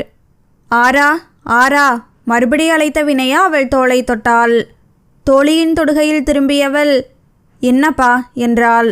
பனி கொட்டுது, கீழவா. வருஷத்தில் 1-2 மாதம்தானே இந்த பனிக்காலம், ஏன் அவாய்ட் பண்ணணும்? அது சரி, என்ஜாய் பண்ணு. காய்ச்சலும் சளியும் உன்னை அவாய்ட் பண்ணாது, பார்த்துக்க. ஓகே ஓகே, கொஞ்ச நேரம்தான். சரி, ரொம்ப டீப்பாக யோசிச்சுட்டு இருந்த போல. ஆமாம் வினய், இன்னைக்கு ஒரு இன்சிடெண்ட் நடந்தது என்றவள் கடற்கரையில் நடந்ததை விவரித்தாள். யாருனே தெரியல, 7-8 வயசு தான் இருக்கும். அழகான குழந்தா. என்ன போய் மம்மின்னு கூப்பிட்டதும் பதட்டமாயிடுச்சு. சரி விடு, அவங்க அம்மா உயிரோடு இருந்திருக்க மாட்டாங்க போல. நீ பார்க்க அவங்க மாதிரியே இருந்திருப்ப, அதனால் உன்னை மம்மின்னு கூப்பிட்ருக்கும். இல்லைப்பா, ஏன் என்னை பார்க்க வரலன்னு கேட்டாலே அப்போ அவங்க அம்மா உயிரோடு இருக்காங்கன்னு தானே அர்த்தம். வினயா கைகளை இடுப்பில் வைத்து அவளை முறைத்து பார்த்தாள். இப்போ இந்த விஷயம் ரொம்ப முக்கியமா? விடுவியா?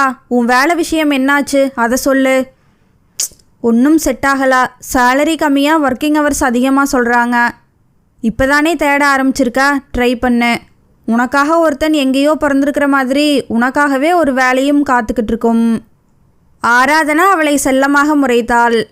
உதாரணத்தை பாரு, இருக்கிற பணத்தை வச்சுட்டு எவ்வளோ நாள் ஓட்ட முடியும்? நல்ல வேலை கிடைக்கிற வரை காத்துட்ருக்க முடியாது. அதுவரை வேற ஏதாவது செய்து சம்பாதிக்கணும். இட்லி கடை போடேன். என் கஷ்டம் உனக்கு கேலியாக இருக்கா? அதென்ன தப்பான தொழிலா? அப்படியா சொன்னேன். எனக்கேற்ற மாதிரி சம்பாதிக்கிற வழியாக சொல்லு. ரொம்ப ஈஸியாக ஒரு ஐடியா சொல்லவா? கேலி பண்ணுறதா இருந்தால் வேண்டாம். நீ தான் கணக்கில் புளியாச்சே, அதனால் மேக்ஸ் டியூஷன் இடேன். கொஞ்ச நேரம் யோசித்த ஆராதனாவின் முகத்தில் இளஞ்சிரிப்பு உருவானது. குட், பட் எப்படி? எப்படின்னா, டியூஷன் எடுக்கிறதுனா அதுக்குன்னு ஒரு இடம் வேணுமே. அதுவும் சரிதான், ஆனால் இப்போதைக்கு வீடுகளுக்கே போய் டியூஷன் எடு. அப்போ ஈவினிங்கில் தனித்தனியாக எடுக்கிறதுனா 4-5 ஸ்டூடெண்ட்ஸ்க்கு மட்டும்தான் சாத்தியம். வருமானம் போதாதே. மேக்ஸ் டியூஷன்னா குறைஞ்சது ஒருத்தருக்கு 2000 ரூபாய் வாங்கலாம். பார்ட் டைமாக ஈஸியாக ஒரு வேலை தேடிக்கலாம். அதை நானே ஏற்பாடு பண்ணுறேன் என்று அவள் கவலைக்கு தற்காலிகமாக ஒரு முற்றுப்புள்ளி வைத்தாள் வினயா. 2 வாரம் கடந்தது. அறிந்தவர் தெரிந்தவர் மூலம் 7 மாணவர்கள் கிடைத்தனர். அதில் 2-3 பேர் ஒரே இடத்தில் இருப்பிடம் அமைந்ததும் வசதியாக போயிற்று. காலை முதல் பிற்பகல் 3 மணி வரை வணிக வளாகத்தில் வினயா புண்ணியத்தால் பார்ட் டைம் வேலை. பிறகு சிறிது ஓய்வு. 5 மணியிலிருந்து 9:30 வரை டியூஷன். 10 மணிக்கு ஹாஸ்டல் திரும்புவாள். தற்காலிகமாக பிரச்சனைக்கு தீர்வு கிடைத்ததில் நிம்மதி. இந்த சமூகத்தில் ஒரு பெண் தனியே வாழ்வதே போராட்டமான விஷயம். இதில் தன் சுய சம்பாத்தியத்தில்தான் வாழ்ந்தே ஆக வேண்டுமென்றால் பெரிய போராட்டம்தானே. ஏதாவது ஒரு இயக்கத்தில் சேர்ந்தால்தான் போராளியாக முடியுமா என்ன? இதோ இந்த பெண்களும் போராளிகள்தான். முன்பு போல் இல்லாமல் ஆராதனா நேரமின்றி உழைத்தாள். 11 மணிக்கு படுக்கையில் விழும்போது அசதியாக இருந்தாலும் நிம்மதியாக உணர்ந்தாள். நாக்கில் எச்சில் ஒழுக வக்கிரத்துடன் வேலை வாங்கும் எஜமான நாய் இங்கே இல்லை. பார்ட் டைமாக வேலை பார்க்கும் ஆஃபீஸ் கூட ஒரு பெண்மணியால் நிர்வாகம் செய்யப்படுகிறது. இந்த பிஸியில் மனதை உறுத்தி கொண்டிருந்த அந்த சிறு பெண்ணை மறந்தே போனாள். ஒரு நாள் தன் அண்ணன் சந்திரன் கிட்டேருந்து ஃபோன் வந்தபோது பெரும் ஆச்சரியம். கிட்டத்தட்ட 2 மாதமாகிவிட்டதே, அண்ணனிடமிருந்து ஃபோன் வந்து எப்படி மறந்து போனேன்? சொல்லுண்ணா, எப்படி இருக்கா? அண்ணி எப்படி இருக்காங்க? ரெகுலராக செக்கப்புக்கு போகிறாங்களா? எப்போ இந்தியா வர்றீங்க? கொஞ்சம் மூச்சு விட்டுக்கா. ஒரே நேரத்தில் இத்தனை கேள்வியும் கேட்டால் எப்படி? முதல்ல உன்னை பற்றி சொல்லு. ஒர்க்கெல்லாம் எப்படி போயிட்டுருக்கு? ஆஃபீஸில் இன்க்ரிமெண்ட் எல்லாம் போட்டாங்களா? இல்லைண்ணே, நான் இப்போ பழைய ஆஃபீஸில் இல்லை என்றபடி நடந்ததை சுருக்கமாய் சொன்னாள். ஓ, இவ்வளவு நடந்துடுச்சா? கேட்க கஷ்டமாக தான் இருக்குது. ஆனால் நீ தைரியமாக இருக்கியே, அதுவே நிம்மதியாக இருக்குது. எப்படியோ பிழைப்புக்கு வேறு வழி தேடிக்கிட்டியே. அண்ணி வேற உண்டாகி இருக்கால்ல, வீக்காக இருக்கா. டாக்டர்ஸ் ரொம்ப கேர்ஃபுல்லாக பார்த்துக்கணும்னு சொல்லிட்டாங்க. இந்தியாவாக இருந்தால் பரவாயில்ல, கனடாவாச்சே, ஏகப்பட்ட செலவு. சேமிக்க முடியலைன்னா பார்த்துக்க. அவன் பேசியதின் உள்ளர்த்தம் புரியாமல் இல்லை. நான் சம்பாதிப்பது எங்களுக்கே போதவில்லை, இதில் உன்னை எங்கே கவனிப்பதென்றா? தவிர இப்போ உள்ள சூழ்நிலையில் அவள் அங்கே அழைச்சிட்டு வர முடியாது. குழந்தை இந்த நாட்டு சிட்டிசனாக பிறக்கணும்னு காஞ்சனா ஆசைப்படுறா. இங்கேயே செட்டில் ஆகிடலாம்னு டெய்லி தொணதொணப்பு வேற. நானும் யோசிச்சுட்ருக்கேன். என்ன, உன்னை பற்றி தான் கவலையாக இருக்குது. நான் ஏற்கனவே சொன்ன மாதிரி 1-2 வருஷத்தில் வர முடியாது. கொஞ்சம் அட்ஜஸ்ட் பண்ணிக்க ஆரா. எப்படியும் 4 வருஷம் ஆகும்னு நினைக்கிறேன். இப்பெல்லாம் லேடீஸ் 30 வயசில் தான் கல்யாணமே பண்ணிக்கிறாங்க. நீ யாரையாவது காதலிச்சிருந்தாலும் தயங்காமல் சொல்லு, அண்ணன் அவர்கிட்ட பேசுகிறேன். ஆராதனாவிற்கு கண்களில் கண்ணீர் முட்டி கொண்டு வந்தது. இல்லைண்ணா, அப்படி எதுவும் இல்லை. சரிம்மா, கேர்ஃபுல்லாக இரு. ஏதாவது ஹெல்ப் தேவைன்னா ஃபோன் பண்ணு. என்ன? உதவி என்பது கேட்டதும் செய்வது நட்பு, கேட்காமலே செய்வது இரத்த பந்தம். இங்கே? சரிண்ணா. ஓகேம்மா, வச்சிடுறேன். காற்று தழுவி தழுவி அணைத்தது. தீயை தொட்டு வரைந்த ஓவியமாய் மேற்கு வானம். ஞாயிறு என்பதால் கடற்கரையில் கூட்டம் அதிகம் இருந்தது. ஆராதனா அமர்ந்திருந்த இடத்திலிருந்து சற்று தூரத்தில் எம்ஜிஆர் சமாதி இருந்தது. தனியே அமர்ந்திருந்தவளை பார்த்த ஆண்களின் கண்களில் நல்லதனமில்லை. வினயா ஊருக்கு சென்றிருந்ததால், மற்ற பெண்களும் பொழுதுபோக்க ஒவ்வொரு இடம் தேடி சென்று விட்டதால் தனிமை வெகுவாய் படுத்தி எடுத்துவிட்டது. 3 நாட்களாய் மனசு தவிப்பாய் தவித்தது. சந்திரன் கூட பிறந்தவளை பற்றி கவலையே படாமல் ஒட்டாமல் பேசிய விதம் எதிர்காலத்தை பற்றிய பயத்தை அதிகரிக்க செய்துவிட்டது. சுயமாய் சம்பாதித்து சொந்த காலில் நின்று யார் துணையுமின்றி வாழ்ந்து முடிக்கும் தைரியம் எனக்குண்டு என்று சூளுரிக்கும் ரகமில்லை ஆராதனா. நடைமுறைக்குட்பட்ட யதார்த்த வாழ்க்கைக்கு ஆசைப்படும் மெல்லிய மனம் கொண்டவள். சரியான வயதில் திருமணம் செய்து 2-3 குழந்தைகளுடன் சொந்தமாய் சின்ன வீட்டில் சுற்றி பூந்தோட்டம் அமைத்து இனிமையாய் வாழ ஆசைப்பட்டாள். அண்ணனும் தங்கையுமாய் தனித்தே வாழ்ந்து பழகியதால் புகுந்த வீடு பெரிய குடும்பமாய் இருக்க வேண்டுமென்று ஆசைப்பட்டாள். தன் நிலையை உணர்ந்திருந்ததால் வருங்கால கணவனை ஹீரோ கணக்கில் கற்பனை பண்ணியதில்லை. பார்க்க பாந்தமாய், நல்ல குணமுள்ளவனாய், தேவைக்கு சம்பாதிப்பவனாய், இவ்வளவுதான் அவளின் கனவெல்லாம். ஆனால் அதை கூட நிறைவேற்றி தர தமையனுக்கு மனமில்லையே. 30 வயதானாலும் பரவாயில்லையாமே. இவனை நம்பியா பெற்றோர் என்னை விட்டு செல்ல வேண்டும்? இவன் மனமிறங்கினாலும் அண்ணி செய்ய விடமாட்டாளே. எனக்கென ஒருவன், அவனால் கிடைக்கும் பாதுகாப்பு, அன்பு, இதெல்லாம் சாத்தியமா? நடக்குமா? உள்ளம் கனத்தது. மிக தாமதமாகத்தான் உறங்கினான் கலாதர். ஆனால் மௌனியின் சினுங்கல் சத்தமோ எதுவோ அவனை தட்டி எழுப்பியது. 0 வாட் ஒளியில் மௌனி புரண்டு படுப்பது தெரிந்தது. அவளை தட்டி கொடுத்த உத்தேசித்த போது பெட்ஷீட் ஈரமாக இருப்பதை உணர்ந்தான். படுக்கையிலேயே மூச்சா போய்விட்டிருக்கிறாள். சட்டனை எழுந்து விளக்கை போட்டவன் மௌனியை எழுப்பி வேறு உடை அணிவித்து சோஃபாவில் படுக்க வைத்தான். தானும் மற்றொரு சோஃபாவில் படுத்து கொண்டான். மௌனிகா கொஞ்ச நாளாகத்தான் இப்படி உறக்கத்திலேயே யூரின் போய்விடுவதெல்லாம். குழந்தை மனதளவில் பெரிதும் பாதிக்கப்பட்டிருக்கிறாள். உறக்கம் கலைந்து மறுபடி மகளை பற்றிய கவலை தலை தூக்கியது. திறமைசாலி, படிப்பாகட்டும் விளையாட்டாகட்டும் மிகுந்த ஈடுபாடு. எவ்வளவு துருதுருப்பானவள்! ஊட்டியிலிருந்து வந்ததிலிருந்து வாடிப்போன முல்லை சரமாய் துவண்டு போயிருந்தாள். அவள் நோய்க்கு மருந்த அம்மா. ஆனால் அதை தர அவனால் இயலாது. இதற்கு என்னதான் வழி? வேலைக்காரி மோகனா பவ்யமாய் ஒரு ஓரமாய் நின்றிருந்தாள். கலாதர் மகளின் கூந்தலை ஒதுக்கி கன்னத்தில் தட்டி கொடுத்தான். தனியே செஸ் விளையாடி கொண்டிருந்த மௌனிகா தலை நிமிர்த்தி அப்பாவை பார்த்து புன்னகைத்தாள். சமர்த்தா சாப்பிடணும் சரியா? அப்பா சீக்கிரமே வந்துடுவேன். ம் சரி டாடி. மோகனா, இதோ இந்த டேப்லெட் எல்லாம் அவள் சாப்பிட்டு 1 ஹவர் கழித்து கொடுத்துடு. வர கொஞ்சம் லேட் ஆகும். அவள் பக்கத்திலேயே இருக்கணும். சரிங்கய்யா. கிளம்பினான். மிக மிக விஸ்தாரமான ஹால், அரண்மனை தர்பார் போன்றிருந்தது. விதவிதமான அலங்கார விளக்குகள் உயர்தர ஸ்டார் ஹோட்டலை நினைவுபடுத்தியது. மோகனா அகன்றுவிட மெல்ல தலை தூக்கி பார்த்த மௌனிகாவின் கண்கள் சுற்றிலும் ஓடின. அந்த பிரம்மாண்ட மாளிகையில் தனியே வீழ்ச்சிருந்த ஒற்றை குத்துவிளக்கு போல் உணர்ந்தாள். சுவற்றில் சந்தன மாலைக்குள் சிரித்து கொண்டிருந்த மாளவிகாவின் ஃபோட்டோ எங்கிருந்தோ வந்த காற்று லேசாய் ஆடி அவளை அழைப்பது போல் இருந்தது. எழுந்தவள் அருகில் சென்று நின்றாள். அவளையே பார்த்தவள் உதடு பிதுக்கி அழ ஆரம்பித்தாள். ஏன் என்னை விட்டு போனா? நகரின் பிரசித்திமான கிளப், கோடிகளில் பேங்க் பேலன்ஸும் விஐபி என்ற அடைமொழியும் உயர்தர ஷூவும் ட்ரெஸ்ஸும் அணிந்து வருபவர்கள் மட்டுமே உறுப்பினராக அங்கே இருக்க முடியும். கலாதரும் ராஜுவும் புல்வெளி பக்கம் அமர்ந்திருந்தனர். டேபிள் மீது இருந்த செல்ஃபோன் சினுங்கியது. சினுங்கிய செல்ஃபோனை சைலண்டில் போட்டான்.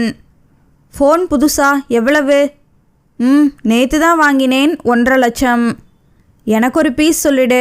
ஆமாம், ஏன் மதுவோட ஃபோன் அட்டன் பண்ணலா? உங்ககிட்ட ஒரு பிஸ்னஸ் டீல் பேசினான்ல? அது விஷயமாக தான் ஜப்பான் கூப்பிடுறான். எங்கே போகிறது? அதான் பேசலா. ஏண்டாண்ணா? மௌனியை விட்டுட்டு எங்கே போகிறது? அஃபிஷியலாக கூட எந்த ஊருக்கும் போக முடியலா. மதுக்கிட்ட செம்ம கான்டாக்ட் மச்சி. ஏகப்பட்ட பிஸ்னஸ். கோடி கோடியே அள்ளலாம். நல்ல சந்தர்ப்பம். 2 முறை உன் வீட்டு கதவை தட்டும்னு எதிர்பார்க்காதா? புரியுதுடா, but what to do? Mouni இருக்கிற சூழ்நிலையில் ஒரு பெத்த தகப்பனா அவள் கூடவே இருக்க வேண்டிய கட்டாயம். வேலைமாலில் சீட் வாங்கியிருந்தியே, ஸ்கூலுக்கு அனுப்பிடு. ஊரில் இருந்து அம்மாவை வரவை. மௌனி அவுட்ஸ்டாண்டிங் ஸ்டூடெண்ட்டுங்கிறதால இன்னும் 2 மாதம் கழித்து ஜாயின் பண்ணினா போதும்னு சொல்லிட்டாங்க. ட்ரீட்மெண்ட் போயிட்டுருக்கு. என் அம்மாவை இங்கே வர வைக்கிறது பெரிய விஷயம் இல்லை. ஆனால் அவங்க கொடுக்குற டார்ச்சரில் எனக்கு ட்ரீட்மெண்ட் தேவைப்படும். ரொம்ப டென்ஷனாக தெரியுறா. இல்லானா தான் ஆச்சரியம் என்றான் கலாதர். பிரபலமான வணிக வளாகம். வினயா தனக்கு தேவையான பொருட்களை ஒவ்வொன்றாய் தேடி எடுக்க அவள் பின்னேயே வேடிக்கை பார்த்தபடி வந்தாள் ஆராதனா. நீயும் உனக்கு தேவையானதை எடுத்துக்க ஆரா. எனக்கு எதுக்கு? இப்போ தான் ஓரளவு சம்பாதிக்கிறியே, பாதாம் பிஸ்தான்னு கொஞ்சம் உடம்ப தேத்தலாமே. பதிலேதும் கூறாமல் சிரித்த தோழியை பார்த்து வினயாவும் சிரித்தாள். பொருட்களை வாங்குறமோ இல்லையோ, இப்படி ஒன்றா வெளியே வந்து எத்தனை மாதம் ஆயிடுச்சு. மன அழுத்தமெல்லாம் மாயமாயிடுச்சு பாரேன். ஈஸ்டர், மிலாடி நபின்னு ஏதாவது கவர்மெண்ட் ஹாலிடே வந்தாதான் நம்மளை மாதிரி ஆளுங்களுக்கு சந்தோஷம். ஆமோதிப்பது போல் தலையாட்டினாள் ஆராதனா. அவர்கள் சென்று கொண்டிருந்த பகுதியின் எதிர்ப்பக்கமாய் விதவிதமாய் கரடி பொம்மைகள் வரிசை கட்டி அமர்ந்திருந்தன. அதை பார்த்ததும் 15 வயது குறைந்து போக ஆர்வமுடன் அங்கே நடந்தாள் ஆராதனா. வினயா அவளை கிண்டலாய் பார்த்தபடி தன் வேலையில் கவனம் செலுத்தினாள். ஆளுயர இளரோஸ் நிற டெடிபியரை வியப்புடன் தொடப்போனவள் அதன் பின்னே மிக்கி மவுஸ் பொம்மையை சுமந்தபடி நின்றிருந்த அந்த சிறுமியை பார்த்து ஆச்சரியத்துடன் அலறிவிட்டாள். ஹே பாப்பா, நீயா? மௌனிகாவும் அவளை பார்த்துவிட்டு உடனடியாக தழும்பிய கண்ணீருடன், மம்மி நீங்களா? அன்னைக்கு ஏன் என்னை விட்டுட்டு ஓடி போனீங்க? சொன்னால் டாடி நம்பவே மாட்டேங்கிறாரு. மிக்கி மவுஸை போட்டுவிட்டு அவளை கெட்டியாக பிடித்து கொண்டாள். இதனடா வம்பா போச்சு. சலிப்புடன் தன் கையை விடுவிக்க முயன்றாள். இங்கே பார் பாப்பா, நான் உன் மம்மி இல்லா. நான் பாப்பா அல்ல, உன் மௌனிகா. நீ ரொம்ப மாறிட்ட மம்மி. டாடி கூட சொன்னார் நீ சண்டை போட்டுட்டு போயிட்டியாம். டாடிக்கிட்ட சண்டைனா நான் என்ன பண்ணினேன் மம்மி? என்னை விட்டு போயிடாதீங்க.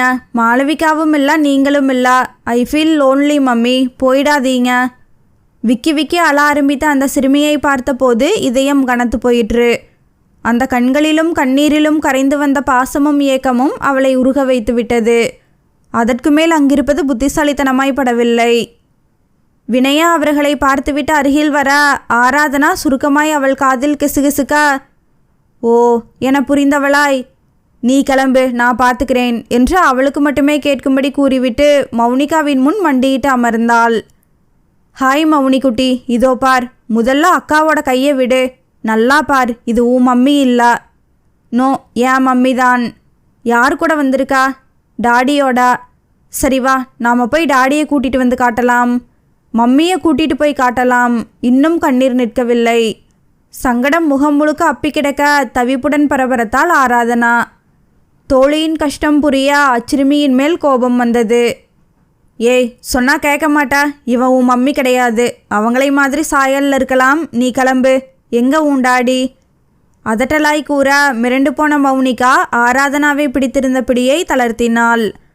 வினயா கண்ணை காட்ட வேகமாய் வெளியேறினாள் ஆராதனா.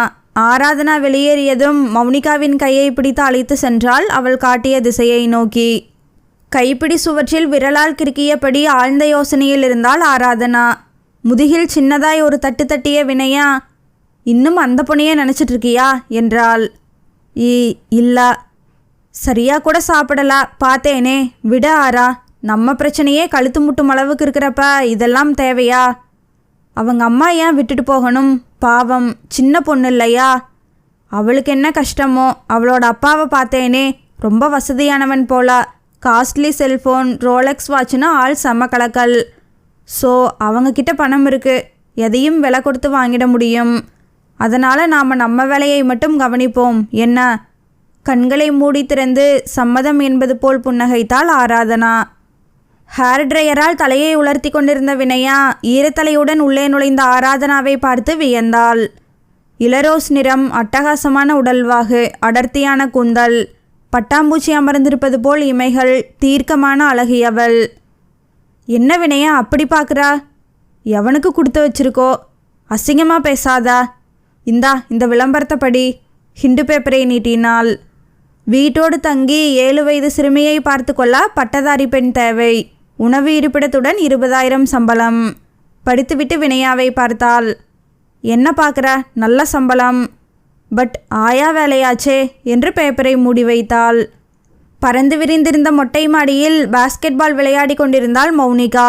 ஒரு ஓரமாய் சேரில் அமர்ந்திருந்த கலாதர் தன்னருகே பந்து வரும்போதெல்லாம் எடுத்து போட்டு கொண்டிருந்தான்.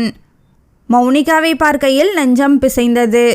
முன்பு போல் அழுது ஆர்ப்பாட்டம் பண்ணுவதில்லை. அம்மாவுக்கும் எனக்கும் சண்டை, அதனால் பிரிஞ்சு போயிட்டா என்று சொன்னதிலிருந்து அவனிடம் தன் தாயை பற்றி எதுவும் கேட்பதில்லை. அன்று கூட சூப்பர் மார்க்கெட்டில் ஒரு பெண்ணை பார்த்து மம்மி என்று அழுது புரண்டதெல்லாம் இவளை பார்த்ததும் அடங்கி போயிற்று. பேசுவது குறைந்து விட்டது. அதனாலேயே அலுவலக நேரம் தவிர மகளுடனே இருக்கிறான். வீட்டில் பேச்சு துணைக்கு யாரும் இல்லை அவனை தவிர. 7-8 வேலையாட்கள் இருந்தாலும் அவர்களிடம் என்ன பேசிவிட முடியும்? இவனிடமும் முன்பு போல் அதிகம் பேசுவதில்லை. ஏதாவது விளையாட்டு, இல்லை டிவியில் காமிக்ஸ் படம், இல்லை எதையாவது வெறித்து பார்த்து கொண்டு அமைதியாக இருப்பாள். மகளின் அமைதி மனதை கசக்கியது. என்னதான் வழி? வளரும் மகளுக்கு நான் மட்டுமே போதுமா? அம்மா நச்சரிப்பது போல் மறுமணத்திற்கு என்னால் உடன்பட முடியுமா? அவளை மறக்க முடியாமல் இல்லை. அவளால் அவள் வந்த பெண் சமுதாயமே வெறுப்பை விதைக்கிறதே. ஏமாற்றும் கசடுகள். எப்போதும் அருகில் இருப்பது போல் பாவனை காட்டும் வானத்தை நோக்கி கை நீட்டும் போதுதான் ஏமாந்தது புரியும். பெண்களும் அப்படித்தானே. ஹாய் கலாதர். ராஜீவ் மேலேறி வந்து கொண்டிருந்தான். ஹாய், ஆச்சரியமானான் கலாதர். என்னடா இந்த நேரத்தில், அதுவும் இங்கா? இப்பெல்லாம் இந்த நேரத்தில் உன்னை வீட்டில் தானே பார்க்க முடியும். ஹாய் மௌனிக்குட்டி, good evening. Good evening uncle. இவனை பார்த்து சிரித்துவிட்டு மறுபடி விளையாட்டில் கவனம் பதித்தாள். அவன் முகத்தில் சிரிப்பில் உயிரே இல்லை கலாதர். நீ ஏன் ரீமேரேஜ் பற்றி யோசிக்கக்கூடாது? ரொம்ப சூடுபட்டுட்டேன். ஜென்மத்துக்கும் அந்த வழி போதும். எல்லாரும் ஒரே மாதிரி. ப்ளீஸ், நான் மறக்க நினைக்கிறேன். வேற பேசு. அடுத்த வாரம் கண்டிப்பாக நம்ம 2 பேரையும் துபாய் வர சொல்கிறான் அமீதுஜான். இங்கே இருக்கிற தூத்துக்குடிக்கு கூட போக முடியாது. கொஞ்ச நாளைக்கு புது பிஸ்னஸ் எதுவும் வேணாம் ராஜீவ். கான்சன்ட்ரேட் பண்ண முடியலா. எல்லா பேப்பர்லேயும் மௌனியை பார்த்துக்க லேடி வேணும்னு ஆட் கொடுத்தியே, என்னாச்சு? ஏகப்பட்ட அப்ளிகேஷன்ஸ் வந்துச்சு, ஆனால் எதுவுமே சரியில்லை. கிட்டத்தட்ட கல்யாணமானவங்க, இல்லைனா டைவர்ஸ் ஆனவங்க, அதுவும் இல்லைன்னா பக்கா அல்ட்ரா மாடர்னா, யாரையும் பிடிக்கலா. உனக்கு லேடிஸ் மேலே வெறுப்பாக இருக்கேங்கிறதால நல்ல குவாலிட்டிஸ் கண்ணுக்கு தெரியலை போல. அப்படி இல்லை, மௌனியை உள்ளன்போட பார்த்துக்கணும். குட் ஹேபிட்ஸ் இருக்கணும். வேறு கமிட்மெண்ட்ஸ் இருக்கக்கூடாது. இப்படியெல்லாம் எதிர்பார்த்தா புதுசாக ஒரு பொண்ணை செஞ்சாதான் உண்டு. என்ன கிண்டலா? சரி, அதை விடு. மணிக்கட்டை திருப்பி கடிகாரத்தை பார்த்தால் ஆராதனா. இரவு 9 நெருங்கி கொண்டிருந்தது. ஹாலில் அமர்ந்திருந்தவளை உள்ளறையில் லேப்டாப் முன் அமர்ந்தபடி அவள் அறியாமல் அவளையே விழுங்கி விடுவது போல் பார்த்து கொண்டிருந்த விஸ்வத்தின் அப்பாவுக்கு 45 வயது.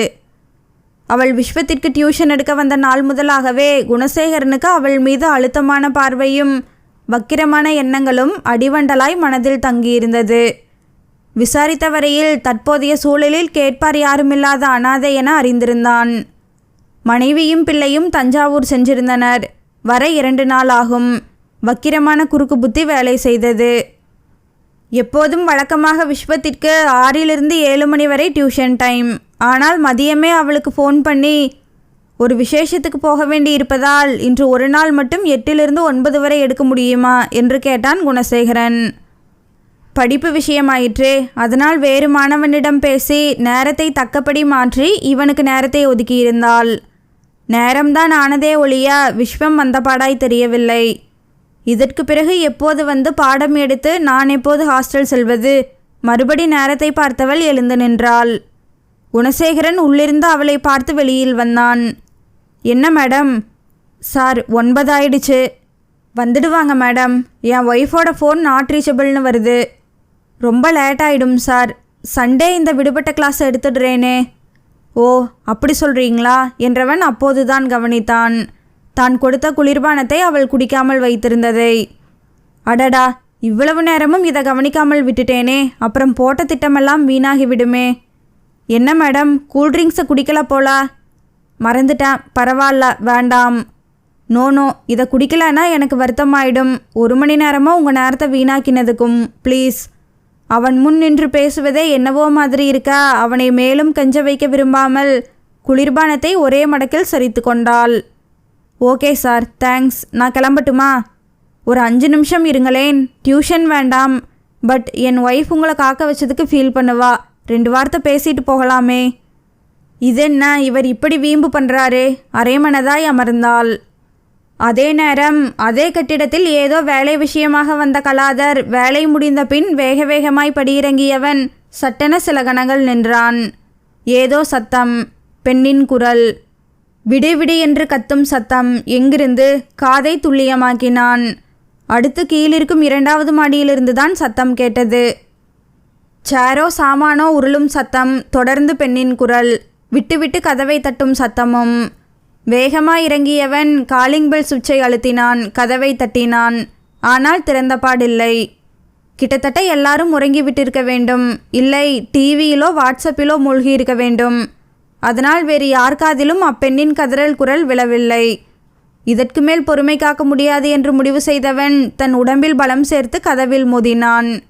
விபரீதம் உணர்ந்த குணசேகரன் கதவை திறக்க கலாதர் மேல் கோழி குஞ்சாய் நடுங்கியபடி பாய்ந்தோடி வந்து அவன் நெஞ்சில் மோதி அடைக்கலமானாள் ஆராதனா. காப்பாத்துங்க, காப்பாத்துங்க. தலைகுனிந்து நடுங்கியவளை இழுத்துவிட்டு முன்னேறினான். அடுத்த சில கணங்களில் அவன் அடித்த அடியில் சுருண்டு விழுந்திருந்தான் குணசேகரன். சாரி கைகூப்பினான். பேடி பயல். அவனை எட்டி உதைத்து விட்டு கதவை அரைந்து சார்த்தி அவளிடம், இப்போ என்ன செய்யலாம்? போலீஸ் ஸ்டேஷனில் கம்ப்ளைண்ட் கொடுக்குறீங்களா என்றான். இல்ல, வேண்டாம் என்று நிமிர்ந்தவளை பார்த்தவன் அப்படியொரு அதிர்ச்சியை எதிர்பார்க்கலை. இவளா? இல்ல, அவள் இல்ல. அவள் தாவங்கட்டையில் பளிச்சென்று ஒரு மச்சம் இருக்குமே, தவிர அவளை விட நிறம் கொஞ்சம் மட்டம். போதாததற்கு எப்போதுமே லைட் மேக்கப்பில் கூந்தலை பரப்பிவிட்டு அடர்வான லிப்ஸ்டிக் போட்டு. இல்லை, இவள் வேறு. ரொம்ப நன்றி சார். தோள் பக்கம் சுடிதார் கிழிந்த அடர்த்தியான சருமம் தெரிய துப்பட்டாவை சரி செய்து மூடியபடி அவனை பார்த்து கைகூப்பியவளை வெகு நெருக்கத்தில் பார்த்தான். வரைந்தது போன்ற அமைப்பான முகம், கண்களில் பயம் உறைந்திருக்க, உதடுகள் துடிக்க, ஊசி முனிகளாய் முகமெங்கும் உயர்ந்திருக்க. யார் இவள்? இந்நேரத்தில் இங்கென்ன வேலை? நன்றியெல்லாம் விடுங்கள். யார் நீங்க? என்ன பிரச்சனை? என் பேர் ஆராதனா என்றபடி சுருக்கமாய் தன்னை பற்றி சொன்னாள். டியூஷன் எடுக்க வந்திருக்கீங்க, எல்லாம் சரி. பையனோட அம்மாவோட ஃபோன் நம்பர் தெரிஞ்சு வச்சுக்கலையா? எப்படியோ தப்பிச்சிங்க, வாங்க என்றவன் படி இறங்கினான். பின்தொடர்ந்தாள். இப்படி லேட் நைட் வரும்போது வீட்டில் இருந்து துணைக்கு யாரையாவது அழைச்சிட்டு வரணும்னு தோணலையா? ஏனோ மறுபடியும் அவள் முகம் பார்க்க பிடிக்கவில்லை. அப்படி யாரும் இல்லை சார். புரியலா? எனக்கு அண்ணன் மட்டும்தான். அவர் ஃபேமிலியோட கனடாவில் செட்டில் ஆயிட்டார். ஓ, இப்போ எங்கே தங்கியிருக்கீங்க? ஹாஸ்டலில் தான்.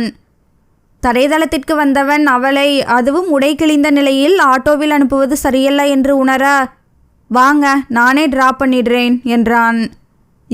இல்லை பரவாயில்ல. வேறு சூழ்நிலைன்னா நான் கேட்டிருக்கவே மாட்டேன். ட்ரெஸ்ஸு கிழிஞ்சிருக்கு, ஏறுங்க.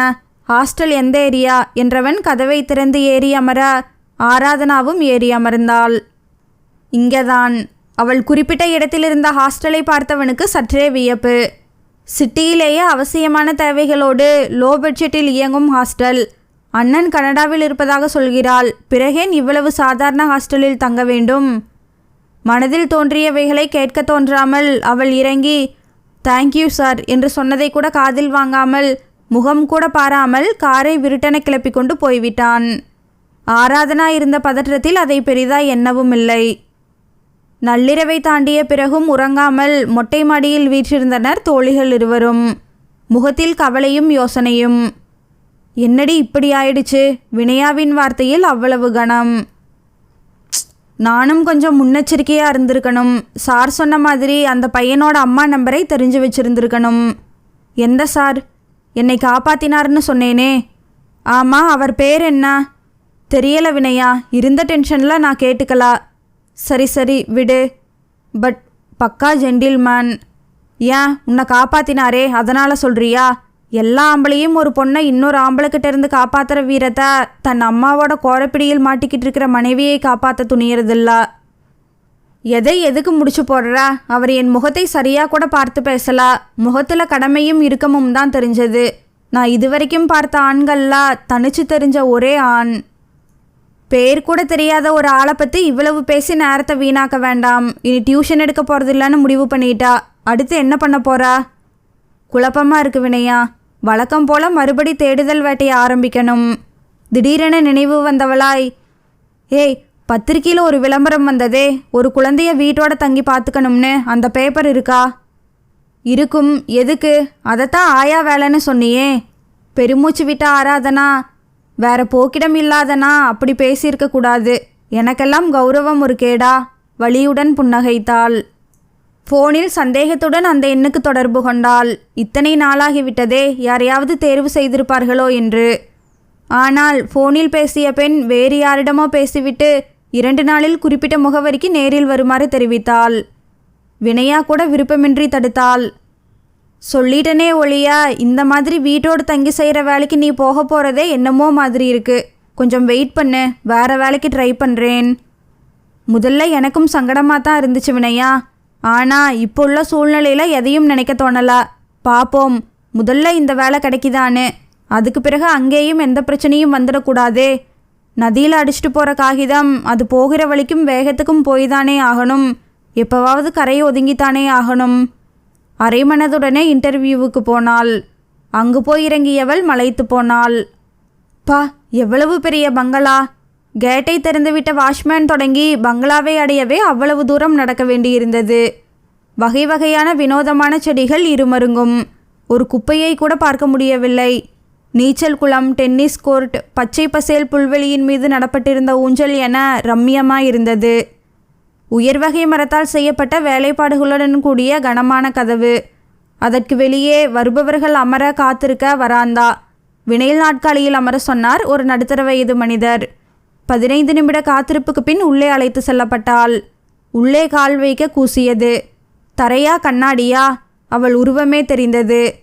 அழகு, பிரம்மாண்டம், எங்கும் எதிலும் கரன்சி தெரிந்தது. காட்டப்பட்ட அரைக்கதவை தட்டினாள். S, come in. அழைக்கப்பட உள்ளே நுழைந்தவளுக்கு ஒரு கணம் எதுவுமே இயங்கவில்லை. ஆச்சரியத்தில் மூச்சடைத்தது. கலாதருக்கும் தான். இவள் சட்டென நினைவிற்கு வர அட என மனது மலர்ச்சி காட்டியது. இவரா? உட்காருங்க என்றவன் சிரிக்கலாமா வேண்டாமா என யோசித்து அமைதியானான். வணக்கம் சார். ஆராதனா? ஆமாம் சார். உங்களை பற்றி கேள்வி கேட்டு நேரம் போக்க வேண்டாம், அதான் தெரியுமே. பட் இந்த வேலைக்கான ரூல்ஸ் அண்ட் கண்டிஷன்ஸ் தெரிஞ்சுக்கணுமே. சொல்லுங்க சார் என்றால் ஆவலுடன். என் மகளுக்கு 8 வயது. அவளை முழுக்க முழுக்க கவனிச்சுக்கணும், கூடவே இருக்கணும். உணவு, இருப்பிடம் எல்லாமே இங்கேயே. அவசியம் ஏற்பட்டால் ஒழிய லீவு கிடையாது. டியூஷனும் சேர்த்து எடுக்கணும். 25,000 சம்பளம். Okay sir. குட். என் பொண்ணு ஸ்கூல்லேருந்து வர்ற சமயம் அறிமுகப்படுத்திடுறேன் என்றவன் பொதுவாய் பேசினான். ஆனாலும் அவள் முகம் பார்த்து பேசுவதை தவிர்த்தான். அவளும் கவனிக்கவே செய்தாள். ஆனால் பால் பொங்குவது போல் அவள் மனசு பொங்கியிருப்பது போல் உணர்ந்தாள். சற்று நேரத்தில் மௌனிகா யூனிஃபார்மில் உள்ளே நுழைந்து ஹாய் டாடி என்றபடி வந்தாள். ஹாய் டியர், இனிமே இவங்க தான் உன்னை கவனிச்சுக்கு போகிறவங்க என்று அவளை சுட்டி காட்ட அப்போதுதான் திரும்பி ஆராதனாவை பார்த்தாள் மௌனிகா. அவ்வளவுதான். பார்த்த கணத்தில் கண்கள் மலர்ந்து உதடுகள் விரிந்து மூக்கு துடிக்க மம்மி என்று தாவி அவளை அணைத்து கொண்டாள். ஆராதனாவின் நிலையை சொல்லவே வேண்டாம். இவளா? இந்த பெண் இவரோட மகளா? என்ன நடக்கிறது இன்று? எல்லாமே ஆச்சரியத்திற்கு மேல் ஆச்சரியமாக. அவளின் கரங்கள் இயல்பாக மௌனிகாவை சேர்த்து அணைத்தது. அந்த காட்சி கலாதரை ஒரு உலுக்கு உலுக்கியது. அதுவரை தொண்டைக்குள் அடைத்து கொண்டிருந்த கசப்பெல்லாம் கீழிறங்கியது போல் நிம்மதியாயிருந்தது. மௌனிமா, போய் ட்ரெஸ் சேஞ்ச் பண்ணிக்க, கமான். விலக மனமின்றி விடுபட்டு வெளியேறிய சிறுமியின் முகத்தில் அலாதி நிம்மதி. சாரி ஆராதனா, மௌனியோட அம்மா கிட்டத்தட்ட உங்களை மாதிரி இருப்பா, அதனால தான் குழம்பி போயிட்டா. இருக்கட்டும் சார், அதனால் என்ன? அம்மா இப்போ இருக்காங்களா இல்லையா? கேட்க தயக்கமாக இருந்தது, அதனால் கேட்கவில்லை. எப்போ ஜாயின் பண்ணுறீங்க? நாளைக்கே. பஸ்ஸில் பயணித்து கொண்டிருந்தவளுக்கு எதிர்காற்று முகத்தில் பூக்களை வாரி இறைப்பது போல் இருந்தது. இன்று நடந்தவை அனைத்துமே அவள் வாழ்நாளில் முதலாக இன்ப அதிர்ச்சிகளும் ஆச்சரியங்களும் தான். பரவாயில்லையே, மௌனியை பார்த்ததுமே உங்களுக்கு பிடிச்சு போச்சுன்னு நினைக்கிறேன். அவளுக்கும் தான். மௌனி எனக்கு முன்னமேயே தெரியும் சார். எப்படி என்றான் வியப்பு மாறாமல். அவள் சுருக்கமாய் சொன்னாள். ஓ, அவள் குறிப்பிட்ட மம்மி இவள்தானா? மௌனமாய் புன்னகைத்தான்.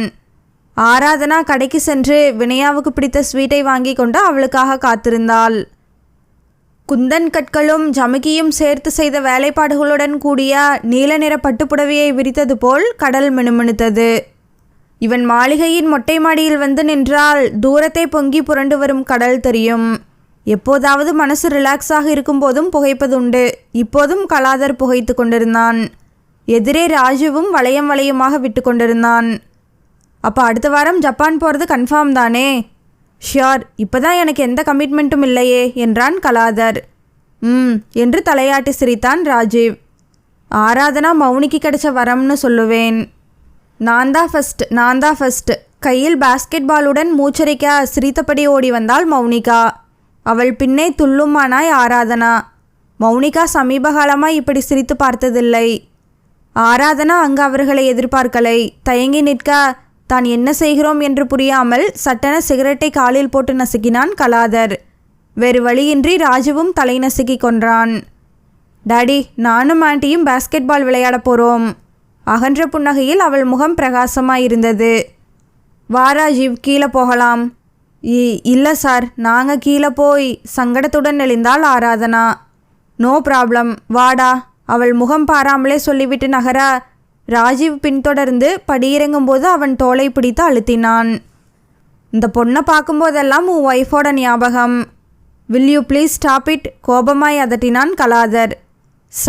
சாரிடா, வாய் தவறி. சரி, அதை விடு. எப்படி அச்சசலாக அப்படியே இருக்கா? நானும் கவனிச்சேன். அவளோட முகம் பார்த்து பேச மாட்டேங்கிறா. ஆனால் அவளை ரொம்ப மரியாதையாக நடத்துகிறா. ஏண்டா? அதே காரணம்தான் ராஜீவ். அவளை ஞாபகப்படுத்துகிற முகம், உடம்பெல்லாம் பற்றி எறிகிற மாதிரி இருக்கு. கடவுள் உன் வாழ்க்கையில் இப்படி விளையாடி இருக்க வேண்டாம். வீடு சுத்தமாய் மாறிப்போனது. முக்கியமாய் மௌனிகாவின் உலகம் தேவதைகள் விளையாடும் பூந்தோட்டமாய் மாறியிருந்தது. மௌனிகா இப்போதெல்லாம் தந்தையை நினைப்பது கூட இல்லை. ஆராதனா அவளுக்கு திகட்ட அன்பை அள்ளி தந்தாள். அவள் தன் அம்மா இல்லை என்று ஏற்றுக்கொள்ளும் அளவிற்கு பக்குவப்பட்டிருந்தாலும் அவள் உருவில் நடமாடியதால் பெற்ற தாயை மறந்தே போனாள். மௌனிகாவின் வினாடி முள்ளாய் பிரியாமல் அவளுடனே இருந்து அவள் தேவைகளை பூர்த்தி செய்தாள் ஆராதனா. 6 மணிக்கெல்லாம் எழ செய்து 10 நிமிடம் தோட்டத்தில் ஓடிவர செய்து பானம் பருக செய்து 1/2 மணி நேரம் புத்தகங்களை புரட்ட செய்து குளித்து யூனிஃபார்ம் அணிந்து டிஃபன் சாப்பிட செய்வாள். இப்போதெல்லாம் அவளுக்கு என்ன பிடிக்குமோ அதை அவளே சமைத்து தந்தாள். மதியம் தினசரி காய்கறி அல்லது கீரை வகைகளில் ஒன்றை சமைத்து அவளே பள்ளிக்கு சென்று கொடுத்து விட்டு வருவாள். மாலை வந்ததும் முகம் கழுவி கொஞ்சமாய் சாப்பிட கொடுத்து விளையாடி உண்டு உறங்கும்போது கண்டிப்பாய் அவள் கரங்கள் ஆராதனாவை இறுக அணைத்திருக்கும். அவள் உறங்கிய பின் தனக்கென்று ஒதுக்கிய அறைக்கு ஆராதனா செல்வதை பலமுறை கலாதர் பார்த்திருக்கிறான். அவள் அங்கு வந்து 2 மாதம் முற்று பெற்ற போதும் இதுவரை கலாதர் அவளிடம் பேசிய வார்த்தைகளை விரல் விட்டு எண்ணிவிடலாம். ஆரம்பத்தில் அவளுக்கே அது சங்கடமாக இருந்தாலும் ஒரு நாள் மௌனிகா தன் பிறந்தநாள் விழாவில் எடுக்கப்பட்ட புகைப்படம் என்று ஒரு புகைப்படத்தை காட்டிய போது அசந்துதான் போனாள். கண்ணாடியில் தன்னை பார்ப்பது போல் இருந்தது. அதிலிருந்து அவள் அம்மாவின் உருவம். ஒரே வித்தியாசம், உடம்பில் பணக்கார திமிரும் செழுமையும் கண்களில் கர்வமும் மிகுந்திருந்தது. சேர்ந்து வாழ முடியாமல் பிரிந்திருக்கும் போது கசப்புணர்ச்சி எவ்வளவு இருக்கும்? அவளை நினைவுபடுத்துகிற உருவமாய் தன்னை எப்படி இயல்பாய் ஏற்றிட முடியும்? அதனால் அதை பெரிதாய் நினைக்கவில்லை. அந்த வாரம் ஜப்பான் கிளம்பினான் கலாதர். மகளிடம் பேசிவிட்டு போக அவள் அறைக்குள் வந்தவன் பிரமித்து போனான். கட்டில், ட்ரெஸ்ஸிங் டேபிள், டீப்பாய் என்று ஒரு இடம் பாக்கியில்லாமல் டெடிபியர், டாக், டைகர், மங்கி என்று எங்கெங்கும் புசுபுசுவென்று அமர்ந்திருந்த பொம்மைகள். சுருங்கியிருந்த பெட் கவரை இழுத்து சரி பண்ணி கொண்டிருந்த மகளை ஆச்சரியமாய் பார்த்தான்.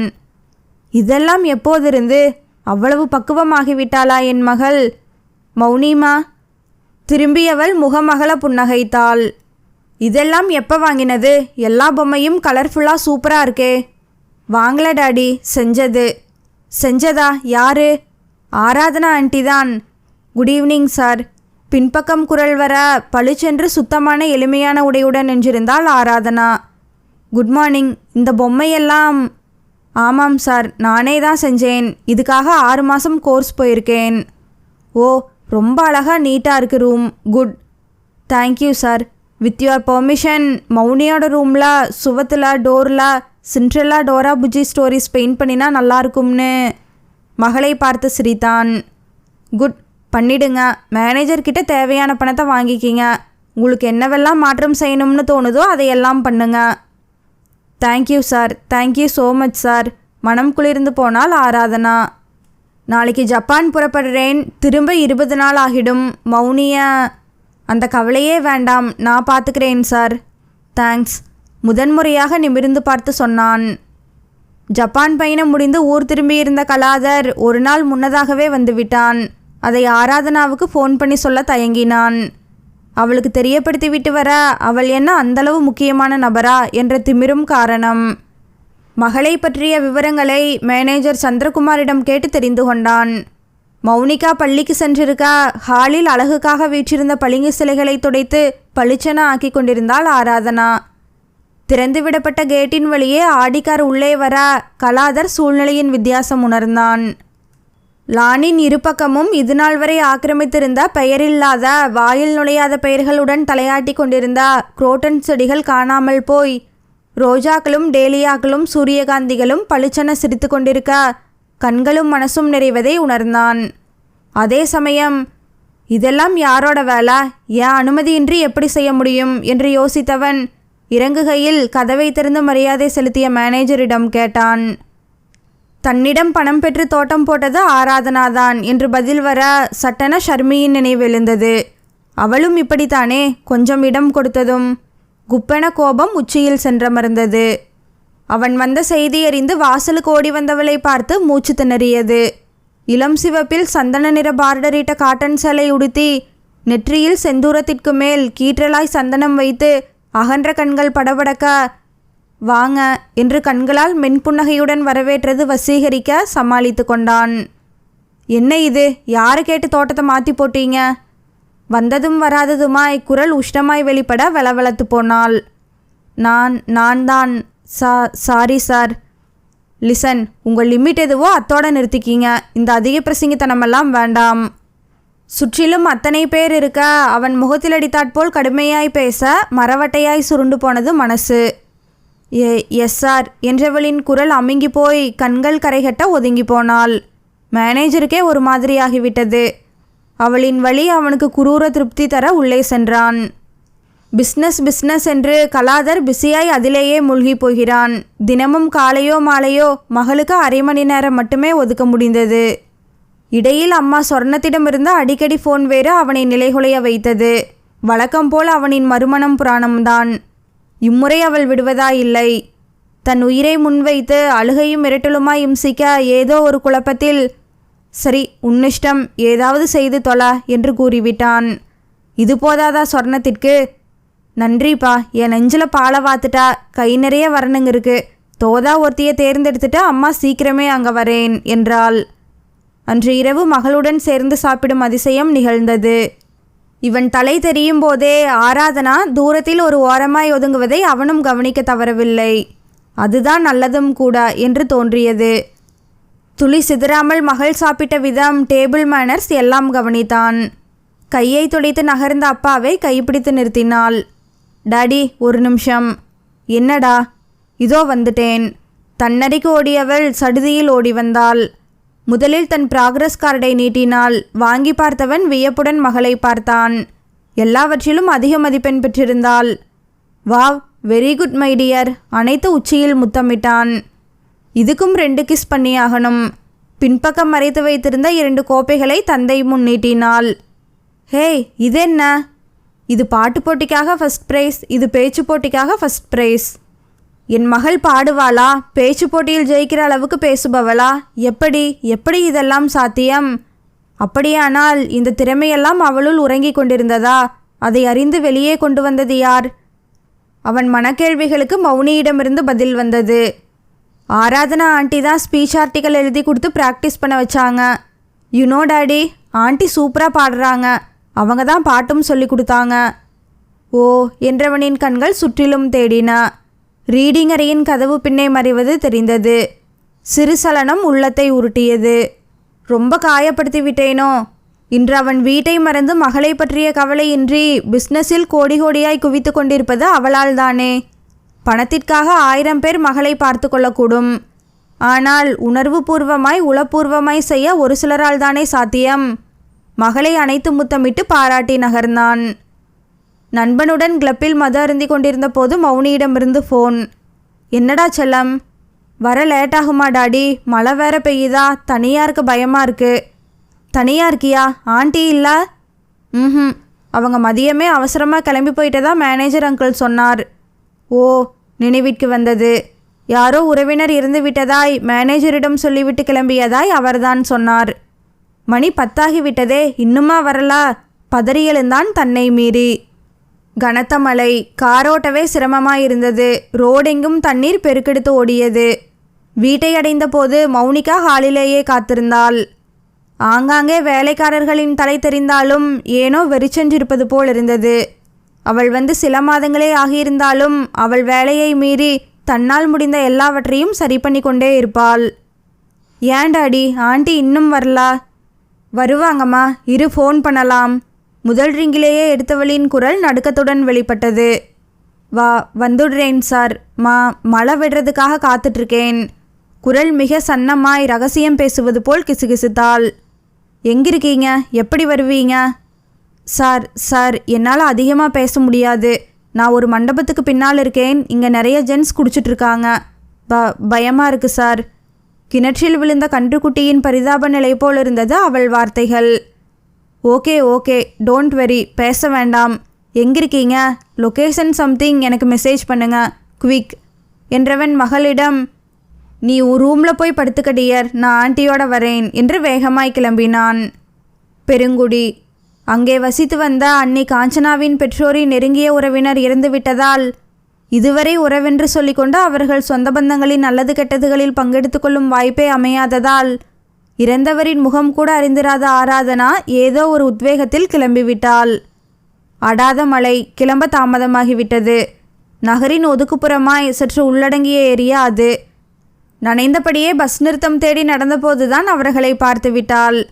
கிட்டத்தட்ட 20 இளைஞர்கள் பாலடைந்த ஒரு மண்டபத்தை ஆக்கிரமித்து கொண்டு சீட்டும் குடியுமாய் தங்கள் தகாத உறவுகளை பற்றியும் கள்ளக்காதலிகளை பற்றியும் ஆபாசமாய் பேசி சிரித்து கொண்டிருக்க, அவர்களை தாண்டி ஒரு அடி கடந்தாலும் ஆபத்து என புரிய சுற்றிலும் பார்த்தாள். செடிகளும் புதர்களுமாய் தவறிழைக்க தோதான இடம். இவர்கள் இங்கிருந்து அகன்றாலொழிய வெளியே போக முடியாது. கிட்டத்தட்ட 3 மணி நேரமாய் மழையில் நனைந்தபடி நடுங்கிக் கொண்டிருந்த போதுதான் கலாதரிடமிருந்து ஃபோன். சத்தம் கேட்டு விடுமோ என்ற பயத்தில் முதல் ரிங்கிலேயே அட்டன் செய்தால். உடனே மியூட்டில் வைத்து விட்டாள். எப்படியும் வந்து விடுவார் நம்பிக்கையுடன் மேலும் 1 மணி நேரம் காத்திருந்த பின்னர் கார் வந்து நிற்கும் சத்தமும், அதை தொடர்ந்து டே போலீஸ்டா கிளம்பு, ஓடு என்று பதற்றமான குரல்களும் தபதபவென தண்ணீர் தெறிக்க ஓடும் சத்தமும் தேய்ந்து மறைய ஆராதனா என்றழைக்கும் குரல் கேட்க சிலிர்த்து போனாள். அவரா? சாரா? சார் வந்துட்டாரா? மெல்ல எட்டி பார்த்தாள். கார் ஒளியில் போலீஸ் உடையில் கம்பீரமாய் நின்றிருந்தது கலாதரைதான். சார் ஓடி வந்தாள். உடல் நடுங்க, உடைகள் ஒட்டி கிடக்க நடுங்கிய தேகத்துடன் வந்து நின்றவளை பார்க்கையில் மனசு பரிதவித்தது.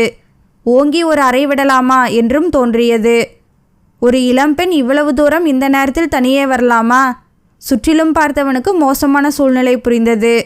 சட்டென அவள் கையை பற்றி, முதல்ல காரில் ஏறு என்று கதவை திறந்தான். அவள் அமர்ந்ததும் தானும் அமர்ந்து வேகமாய் ஓட்டினான். அவன் கைப்பற்றிய அதிர்ச்சியிலிருந்து இன்னமும் மீள முடியாமல் அவனை பார்த்து கைகூப்பினாள்.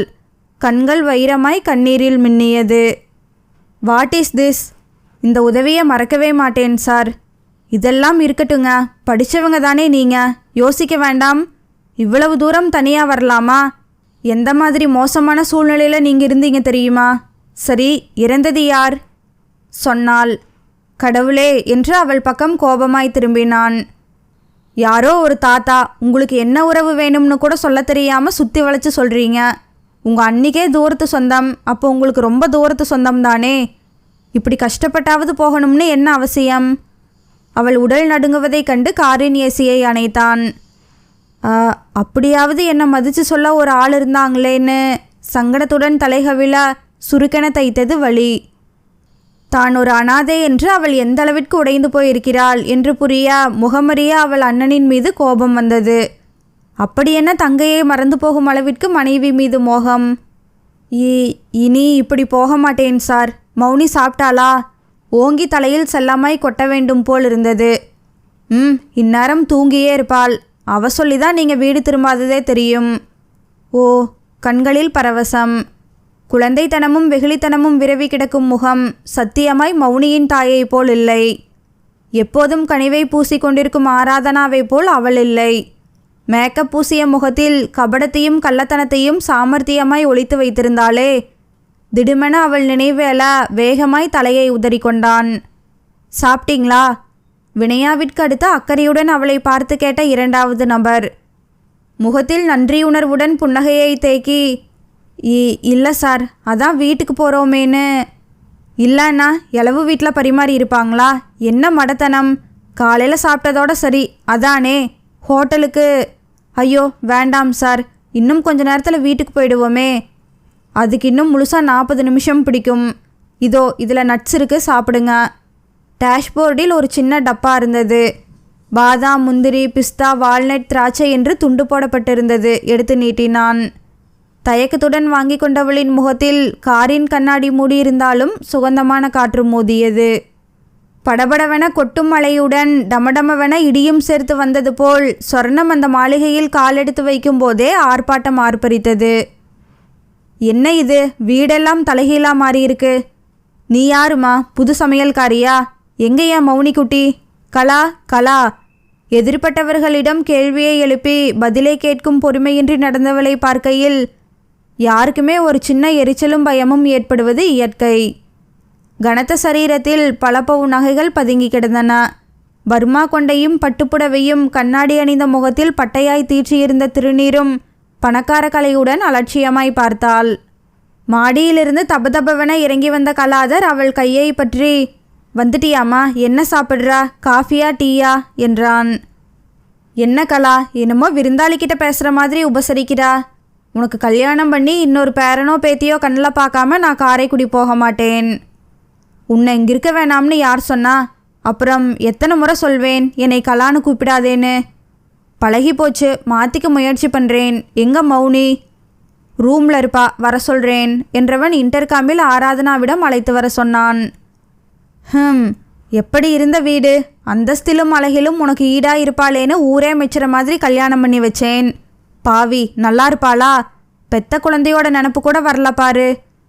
அம்மா என்றான் அதட்டலும் ஆத்திரமுமாய். தப்புதான், மனசு ஆறலா பேசிட்டேன். இப்போ உனக்கு பார்த்துருக்கிற வர்ண நீ பார்த்தியோ, அவ்வளவுதான். பேரு இந்திரஜா, நம்மள மாதிரி வசதி. பொண்ணுக்கு நிச்சயமாகி ஏதோ பிரச்சனையால் கல்யாணத்தை நிறுத்திட்டாங்களாம். அந்த பொண்ணு உன்னை எங்கேயோ பார்த்துருக்காளாம். உன் ஃபோட்டோவை காட்டினதும் பிடிச்சு போச்சாம். நமக்கு தூரத்து சொந்தம். வந்ததும் வராததுமா இதை பேசணுமா? முகம் சுருக்கினான். அப்போது மௌனியை அழைத்து கொண்ட ஆராதனா வர, பாட்டி என அழைத்தபடி மௌனி அணைக்க பரவசத்துடன் கட்டிப்பிடித்து பார்வையை நிமிர்த்த அவள் பிடித்தளர்ந்து கண்கள் தெரித்து விழுவது போல் அதிர்ச்சியுடன் அவளை பார்த்தாள் சொர்ணம். புரிந்து கொண்ட கலாதர், ஆராதனா, இது எங்க அம்மா என்றான். வணக்கம்மா என்று கைகூப்ப பதிலுக்கு ஏதும் பேசக்கூட முடியாதளவு அதிர்ச்சியில் கட்டுண்டிருந்தாள். நீங்க போங்க என்றான் சிறு சைகை மூலம். ஆராதனா நகர்ந்து விட்டாள். கலா, என்ன இது, அவளை மாதிரியே இருக்காளே. மாதிரிதாம்மா, ஆனால் அவள்லா. இவள் எதுக்கு இங்கே வேலைக்கு சேர்த்தா? கசப்புடன் வார்த்தைகளை துப்பினாள். ரொம்ப நல்ல பொண்ணுமா, நம்ம மௌனியை பார்த்துக்க இவளை விட சிறந்த பொண்ணு கிடைக்க முடியாது. மௌனிக்கும் இவள்னா ரொம்ப பிடிக்கும். மகன் அவளை பற்றி பாராட்டு பத்திரம் வாசிக்க வயது தந்த அனுபவம் உஷாராக இருக்க சொன்னது. அதான் மௌனியை பார்த்துக்க இன்னொரு அம்மாவே வரப்போறாளே, இவ எதுக்கு? அவசரப்படுற விஷயமாமா என் மறு கல்யாணம். ஆறப்போடுற விஷயமும் இல்லை. உனக்கு என்ன வயசாகிடுச்சு? வாழ்க்கையே அனுபவிக்கிற வயசு இது. மௌனிக்கு வேலைக்காரி மட்டும் போதுமா? அம்மா வேணாமா? இதோ பாருப்பா, இந்த வரண வேணாம்னு ஒதுக்கித்தல்ல உனக்கு ஒரு காரணமும் கிடைக்க போகிறதில்ல. இதோ இதில் ஃபோட்டோ உள்பட எல்லா விவரமும் இருக்குது. இந்த வாரத்தில் ஒரு நல்ல நாள் பார்த்து நிச்சயம் முடிக்கிறோம். மௌனி வா, நாம் ரூமுக்கு போகலாம். அம்மா என்று முனகி குமைந்து போனான். அன்று ஆரம்பித்தது ஆராதனாவிற்கு. சொர்ணாவின் பார்வையில் கல்லெறியப்பட்ட நாயாய் ஓட ஓட விரட்டப்பட்டாள். அவளை அடிமட்ட வேலைக்காரி போல் வேலை வாங்கினாள். இதை துடை, அதை பெருக்கு, காலை அமுத்திவிடு என்றோடில்லாமல், பன்னி மாதிரி வளர்ந்திருக்கியே, உருப்படியா ஒரு வேலை செய்ய தெரியாதா? வளர்ந்த விதம் அப்படி, உருப்படாத குடும்பம் போல என முட்களாய் குத்துவாள். ஆராதனாவிற்கு புரியாமல் இல்லை. மௌனியின் அம்மா சாயலில் தான் இருப்பதால் தான் இத்தனை வெறுப்பும் என்று எளிதாகவே எடுத்துக்கொண்டாள். இதனிடையே பெண் பார்க்கும் படலம் நிச்சயதார்த்தம் என்று அம்மாவின் விடாப்பிடியான பிடிவாதத்தால் நடந்தேறியது. இந்திரஜா அழகிதான், ஷர்மியை விட ஒரு படி மேலேயே சொல்லலாம். ஆனால் பணக்கார திமிர் அவள் உடம்பின் இண்டிடுக்கிலெல்லாம் நிறைந்திருந்தது. அவளின் திருமணம் கல்யாண மேடை வரை வந்து அவளின் முன்னாள் காதல் நிலைகள் பற்றி தெரிந்து போனதால் நின்று போனது. அந்த அவமானத்தால் திருமணமே வேண்டாம் என்றிருந்தாள். இடையில் ஒரு கிளப்பில் கலாதரை அவன் நண்பனுடன் பார்த்திருக்கிறாள். அட, மேன்லியா இருக்கானே என்று ரசிக்கவும் செய்தாள். அதோடு மறந்தும் போனாள். ஆனால் அவன் ஃபோட்டோ தரகர் மூலம் வர விசிலடித்த மனசு முந்தின அவமானத்தை மறந்து திருமண ஆசை வந்தது. ஆனால் அவனின் மற்ற விவரங்கள் கொஞ்சம் நெருடவே செய்தன. மணமானவன், ஒரு குழந்தைக்கு தகப்பன் என்பது சற்று அதிகமோ? என்ன இப்ப, உன் பேரும் வெளியில் சரியில்லை. பையனுக்கு வயசொன்னும் அதிகமில்லை. பிஸ்னஸில் சக்கை போடுகிறான். பணமாக கொட்டுகிறது. குழந்தையை நல்ல ஹாஸ்டலாக பார்த்து சேர்த்து விட்டால் போகிறது. நீ பெற்றுக்கொள், பிறகு அங்கு எல்லாமே நீதானே என்று பெற்றவர்கள் தூபம் போட தலையாட்டி விட்டாள். ஹோட்டலில் வைத்து நிச்சயதார்த்தம். ஆனால் சொர்ணம் ஆராதனாவை நிகழ்ச்சிக்கு வரவிடவில்லை. ஆராதனாவின் இளம் உள்ளம் ரகசியமாய் அழுதது. அது ஏன், எதற்கு என்று அவளுக்கே புரியவில்லை. இந்திரஜா கலாதருக்கு தினமும் 10 முறையாவது ஃபோன் செய்து விடுவாள். ஒற்றை வரி பதில்தான் வரும் கலாதரிடமிருந்து. ஏனோ அவளிடம் வருங்கால மனைவி என்றாலும் சகஜமாய் பேச முடியலை. அன்று காலை திடீரென வந்து நின்றாள் இந்திரஜா. எதிர்பார்க்காத கலாதர் சங்கடத்துடன், என்ன திடீர்னு, ஃபோன் கூட பண்ணாம என்றான். ஏன், நான் வந்தது சர்ப்ரைஸ் இல்லையா? தென் நான் ஏன் ஃபோன் பண்ணிட்டு வரணும்? இதுவும் என் வீடு தானே. அஃப்கோர்ஸ், அம்மா கிட்ட பேசிட்டு இந்திரஜா, நான் ஆஃபீஸ் கிளம்பணும். கால்மி இந்து. ஓகே இந்து, கேட்டு தான் வாங்க வேண்டியிருக்கு. அப்புறம் இன்னைக்கு ஆஃபீஸ்க்கு போக வேண்டாம், அவுட்டிங் போகலாம். இதுவரை மௌனியை பற்றியோ அம்மாவை பற்றியோ விசாரிக்காதது நெருடலாயிருந்தது. இல்லை இந்து, ஒரு முக்கியமான மீட்டிங் இருக்குது, அவாய்ட் பண்ணவே முடியாது. இந்த பிரச்சனையை அப்புறம் பேசிக்கலாம். நம்ம ரூம் எங்கே இருக்குது? மாடியில். இங்கேயே பேசலாமே, அம்மாவை கூப்பிடுறேன். ஓஹோ no, do you understand me? அத்தைக்கிட்ட அப்புறம் பேசலாம். முதல்ல நாம் வாழ்க்கையை ஆரம்பிக்க போகிற பெட்ரூமை பார்க்கலாம். கமான். அவன் கைப்பற்றி மாடிப்படிக்கு இழுத்து செல்ல கையை நாசுக்காய் விடுவித்து கொண்டு பின்னே சென்றான். அவர்கள் போகிறதை அப்போதுதான் அங்கு வந்த சொர்ணம் பார்த்துவிட்டாள். மகனின் அறைக்குதான் போகிறார்கள் என்பதை யூகித்து விட்டவள் அவர்களை தொந்தரவு செய்ய விரும்பாமல் அளவு கடந்த சந்தோஷத்துடன் சோஃபாவில் சாய்ந்து கொண்டாள். மௌனியை பள்ளிக்கு செல்ல தயார் செய்து அழைத்து வந்த ஆராதனாவை எரிச்சலுடன் பார்த்தாள். இந்தா, எங்கே போகிறா? ஸ்கூலுக்கு. நெதமும் உனக்கு கார் சவாரி தேவைப்படுதோ? அதெல்லாம் என் பேத்திய டிரைவரே அழைச்சிட்டு போயிடுவான், நீ இரு. சரிம்மா. ஏன் பாட்டி எப்போ பார்த்தாலும் ஆண்டியை திட்டிக்கிட்டே இருக்கீங்க? Too bad. எல்லாம் நீ கொடுக்குற இடம்டி குழந்தா. தொடப்பக்கட்டைக்கு பட்டு குஞ்சம் எதுக்கு? நீ கிளம்பு. இந்தா பார் இவளே, மாடியில் என் மருமக பொண்ணு வந்திருக்கா, ஆரஞ்சு ஜூஸ் போட்டு எடுத்துகிட்டு போ. அவள் தன்னை வேலைக்காரியாய் வேலை வாங்குவது வருத்தமாயிருந்தாலும் அதே வருத்தம் கலாதர் முகத்தில் கண்டிருந்தாலும் அவனின் வருங்கால மனைவி மாடியில் இருக்கிறாள் என்றதும் அவளை பார்க்க வேண்டும் என்ற அவள் உடனடியாக கிச்சனுக்கு ஓட வைத்தது. மாடியில் அவன் அறையை பார்த்து பிரமித்து போனாள் இந்திரஜா. பேட்மிண்டன் ஆடும் அளவிற்கு மிக விசாலமான அறை. முகம் பார்த்து திரித்து கொள்ளும் அளவு பளபளத்தது தரை. உயர் ரக அலங்கார பொருட்கள், உருத்தாத வண்ணத்தில் திரைச்சீலைகளும் சுவரின் நிறமும். ஆளை விழுங்கும் பெட். கொஞ்சமும் லஜ்ஜையின்றி பெட்டில் விழுந்தபோது மேலும் கீழுமாய் அமுங்கியது. அவள் இறுக்கமாய் அணிந்திருந்த ஜீன்ஸும் டிஷர்ட்டும் மிக கவர்ச்சியாய் தெரிய முகத்தை திருப்பி கொண்டான் கலாதர். ஹலோ டியர், என்ன அங்கேயே நின்றுட்டீங்க? Come dear. நாம் கீழே போய் பேசலாம் Indraja. Call me Hindu. It's okay. வீட்டில் பெரியவங்க இருக்காங்க, இப்படி நாம் தனியாக ரூமில் இருக்கிறது சரியில்லை. மை காட், என் கலாதரோட அழகான உருவத்துக்குள்ளே இப்படி ஒரு பழங்கஞ்சியா? எந்த காலத்து ஆளு நீங்கள்? வந்ததும் வராததுமா என்னை தூக்கி சுற்றி கட்டி அணைச்சு இப்படி எக்கச்சக்கமாக கற்பனை பண்ணி வந்தேன். நீங்கள் என்னடாண்ணா? எழுந்து அவன் அருகில் வந்து இரு தோளிலும் கை போட்டு தாபத்துடன் அவனை விழிகளால் கொல்ல முயன்றாள். அந்நேரம் பார்த்து சடாரென கதவை திறந்து உள்ளே நுழைந்த ஆராதனா திகைத்து நின்றாள். கதவை தட்டிட்டு வந்திருக்கலாமே என தன் தவறை நொந்தாள். படாரென விலகிய இருவருக்குமே அவள் மீது ஆத்திரம் எழுந்தது. பர்மிஷன் இல்லாமல் உள்ளே வரக்கூடாதுன்னு படித்தவங்க உங்களுக்கு நான் சொல்லணுமா? யார் ஜூஸ் கேட்டது? கடுமையாக இருந்தது கலாதரின் முகம். இல்லை, ஏதோ ஞாபகத்தில் தட்டாமல். Sorry, really sorry. அம்மா தான் ஜூஸ் கொடுக்க சொல்லி. சரி, வச்சுட்டு போங்க. அவள் போன பின்பும் ஸ்தம்பித்து போயிருந்தாள் இந்திரஜா. கலாதரின் மனைவி ஷர்மியை ஃபோட்டோவில் பார்த்திருக்கிறாள். அவளையே இப்போது நேரில் பார்ப்பது போல் இருந்தது. அங்கிருந்து கிளம்பும் முன் தனக்கு தெரிந்த அத்தனை மோசமான வார்த்தைகளையும் இங்கிலீஷில் தேடி கண்டுபிடித்து ஆராதனாவை வசைப்பாடி விட்டே சென்றாள். போதாததற்கு கலாதரிடம், இங்கிதம் தெரியாதவங்களெல்லாம் வீட்டில் வேலைக்கு வச்சுக்கக்கூடாது, இந்த மாதத்தோடு இவ கணக்கு முடிச்சுட்டு அனுப்புங்க என்றவளுக்கு அவள் அனுமதியின்றி உள்ளே வந்ததற்கான கோபமல்ல அது. அவள் சாந்தினியை மாதிரியே இருப்பதும் இத்தனை அழகோடு ஒருத்தியை வீட்டோடு வேலைக்கு வைத்திருப்பது எத்தனை ஆபத்து என்ற ஆதங்கமுமே அது. மேற்கொண்டு விசாரித்த வகையில் அவள் மௌனியை கவனித்து கொள்ளும் விதம், கலாதரின் மனதில் மரியாதைக்குரிய இடத்தில் இருப்பதும், வீட்டு தோட்டத்தையே தன்னிஷ்டப்படி திருத்தி அமைத்ததுமாய் அவளை பற்றிய செய்திகள் விரும்பத்தக்கதாயில்லை. ஆராதனாவிற்கு தான் அடிமேல் அடி. நடக்கிற விஷயங்களை பார்த்தால் தான் அங்கே வெகுநாள் வேலையில் நீடிக்க முடியாது என்று தோன்றியது. வேறு வேலையை தேடிக்கொள்ளலாம். ஆனால் மௌனி இத்தனை மாதங்களில் அவளிடம் காட்டிய அன்பும் அக்கறையும் சம்பளத்திற்காக இல்லையே. அவளை பிரிவது கடினமாயிற்றே. அந்த பெண் இந்திரஜா பார்க்கத்தான் அழகு, ஏதோ ஒன்று சரியாய்ப்படலையே. மௌனி அவளால் துன்பப்பட நேருமோ? இதைத்தான் நினைத்து கவலைப்பட்டாள். பெற்ற தாய் ஒழுங்காயிருந்திருந்தால் அவளுக்கு ஏன் இந்த கஷ்டம்? அவளறிந்த வரையில் கலாதரின் வாழ்க்கையில் நடந்த மோசமான நிகழ்வுகள் இதுதான். எல்லாரையும் போல இனிமையாய் வாழ்க்கையை நடத்தி வந்தவர்களுக்கு இரட்டை குழந்தைகளாய் மௌனிகா மாளவிகா பிறந்தனர். குழந்தை பிறந்த பின் சின்ன சின்ன மாற்றங்கள். எதற்கெடுத்தாலும் புருஷனிடம் எரிந்து விழுந்தாள். குழந்தைகளுக்கு தாய்ப்பால் கொடுக்க மறுத்தாள். எந்நேரமும் போனிலேயே பேசி கொண்டிருப்பாள். அப்படிப்பட்ட ஒரு சூழ்நிலையில் குழந்தைகளுக்கு 3 வயதான போது பெரியவள் மாளவிகா துருதுருவென இங்குமங்கும் ஓடி விளையாடியவள் மாடி பால்கனி வழியாக கீழே விழுந்து மண்டை பிளந்து ஸ்பாட்டிலேயே இறந்தும் போனாள். அந்த இழப்பு சாதாரணமானதா என்ன? நடைப்பிணமானான் கலாதர். பெற்றவளின் கவனக்குறைவே இத்தனைக்கும் காரணம் என சொன்னான். கணவன் மனைவிக்குள் சண்டை வந்தது. இடைவெளி விழுந்தது.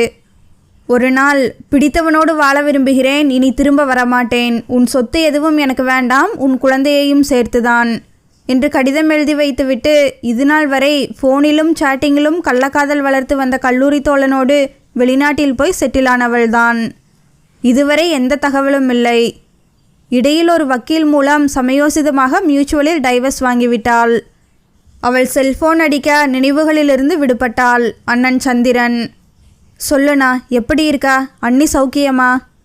என்னென்னு சொல்கிறது ஆராதனா, நான் வேலை பார்த்துட்டு இருக்கிற கம்பெனியில் ஆள் குறைப்பு செய்கிறதா சொல்லி என்னையும் அனுப்பிட்டாங்க. வேறு வேலை தான் தேடிக்கணும். நீ உன்னை பார்த்துக்க ஆராதனா, பணத்தை சேமிச்சு வை, உன் எதிர்காலத்துக்கு பயன்படும். ஒரு அண்ணனாக இருந்தும் உனக்காக எதுவும் செய்ய முடியலைங்கிற வருத்தம் நிறைய இருக்குது. அவன் பேசிக்கொண்டே போக மனம் அதில் பதியாமல் அழுகை குமுறி கொண்டு வந்தது. செல்போனை அணைத்து கண்களை துடைத்து கொண்டிருந்தவளின் அருகே வந்து நின்றான் கலாதர்.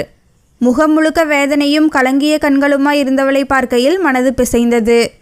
ஏதோ கேட்க நினைத்து கேட்காமலே பெருமூச்சுடன் அகன்றான். இதை சற்று தொலைவில் சொர்ணம் பார்த்து கொண்டிருந்தாள். அவள் கண்களை துடைப்பதையும் மகனின் முகவாட்டத்தையும் பார்க்கையில் ஏதோ ஒரு வேண்டாத சங்கதி அவர்களுக்குள் இருப்பதாய் புலப்பட்டது. இதை இப்படியே விடக்கூடாது, கருவிக்கொண்டாள். இந்திரஜா அடிக்கடி வீட்டுக்கு வர ஆரம்பித்தாள். கலாதர் இல்லாவிட்டாலும் கூட வந்தாள். வேலையாட்களிடம் அவளின் அதிகாரம் தூள் பறந்தது. ஆராதனாவை ஒருபடி மேலாகவே காய்ச்சி எடுத்தாள். இவ்வளவு ஆடம்பரமான மாளிகையின் முன் ரோஜா சூரியகாந்தின்னு செடியை வைப்பாங்களா? என்ன டேஸ்ட் இது என்று கலாதரிடம் வம்படியாய் சொல்லிவிட்டு ஆராதனா பார்த்து பார்த்து போட்ட தோட்டத்தை ஆளை விட்டு வீசி எறிந்தாள். அவள் விருப்பப்படி குரோட்டன்ஸ் வகையில் தோட்டம் போட்டாள். வீசி எறிந்த செடிகளை பார்த்து கண்ணீர் விட்டாள் ஆராதனா. அவளை தேற்ற முடியாத சூழ்நிலையில் மௌனம் காத்தான் கலாதர். தந்தையின் வயிற்றை இறுக்கி அணைத்தபடி படுத்திருந்த மௌனிகா உறக்கமின்றி கண்கொட்ட விழித்திருந்தாள். ஏதோ யோசனையின் பிடியில் ஆட்பட்டிருந்த கலாதரை அவள் குரல் கலைத்தது. டாடி, என்னடா இன்னுமா தூங்கலா? தூக்கம் வரல டாடி. நான் கேள்விப்பட்டது நிஜமா? எதுமா? இனிமே ஆராதனா ஆண்டிக்கு பதில் இந்துஜா ஆண்டி தான் என்னை கவனிச்சுப்பாங்களாமே, நிஜமாவா? உனக்கு யார் சொன்னது? பாட்டி தான். இந்திரஜா வந்தாலும் ஆராதனா ஆண்டி தான் கவனிச்சுப்பாங்க. இதையெல்லாம் யோசித்து குழப்பிக்காதா, தூங்கு என்றவனால் உறங்க முடியவில்லை. அவனுக்கும் அந்த கவலை இருக்கவே செய்தது. ஆராதனாவை இந்திரஜாவுக்கும் அம்மாவுக்கும் பிடிக்கவில்லை என்பது பட்டவர்த்தனம். ஆராதனாவுக்கு ஏதாவது செய்தாக வேண்டும். ஆனால் அது எதுவென்றுதான் தெரியவில்லை. மிக அவசர வேலை என்று கலாதர் ராஜுவுடன் சிங்கப்பூர் புறப்பட்டு சென்றபோதுதான் இந்திரஜா ஆராதனாவின் வேலைக்கு ஆப்பு வைத்தாள். பூனேயில் தனக்கு தெரிந்த கம்பெனியில் வேலை ஏற்பாடு செய்து அப்பாயின்மெண்ட் ஆர்டருடன் அவள் முன் நின்றாள். ஆராதனா, இந்த வேலையில் 2 நாளில் ஜாயின் பண்ணணும்.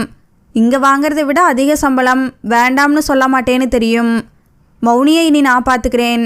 திடுதிப்புன்னு வேலையை விட்டு நீக்காம அதனால தான் இன்னொரு வேலையை ஏற்பாடு பண்ணிட்டு சொல்கிறேன். மேனேஜர்கிட்ட உன் செட்டில்மெண்ட்டை வாங்கிக்க. இன்றைக்கே இங்கிருந்து ரிலீவ் ஆகிடு. கட்டளையாய் ஒலித்தது குரல். இதை ஆராதனா எதிர்பார்த்தாள். ஆனால் இவ்வளவு சீக்கிரம் அல்ல. கலாதர் இந்தியா திரும்ப 1 வாரமாகும். அதனாலேயே அவன் இல்லாத நேரமாய் பார்த்து தன்னை விரட்டியடிப்பது புரிந்தது. கலவரமாகி போனாள்.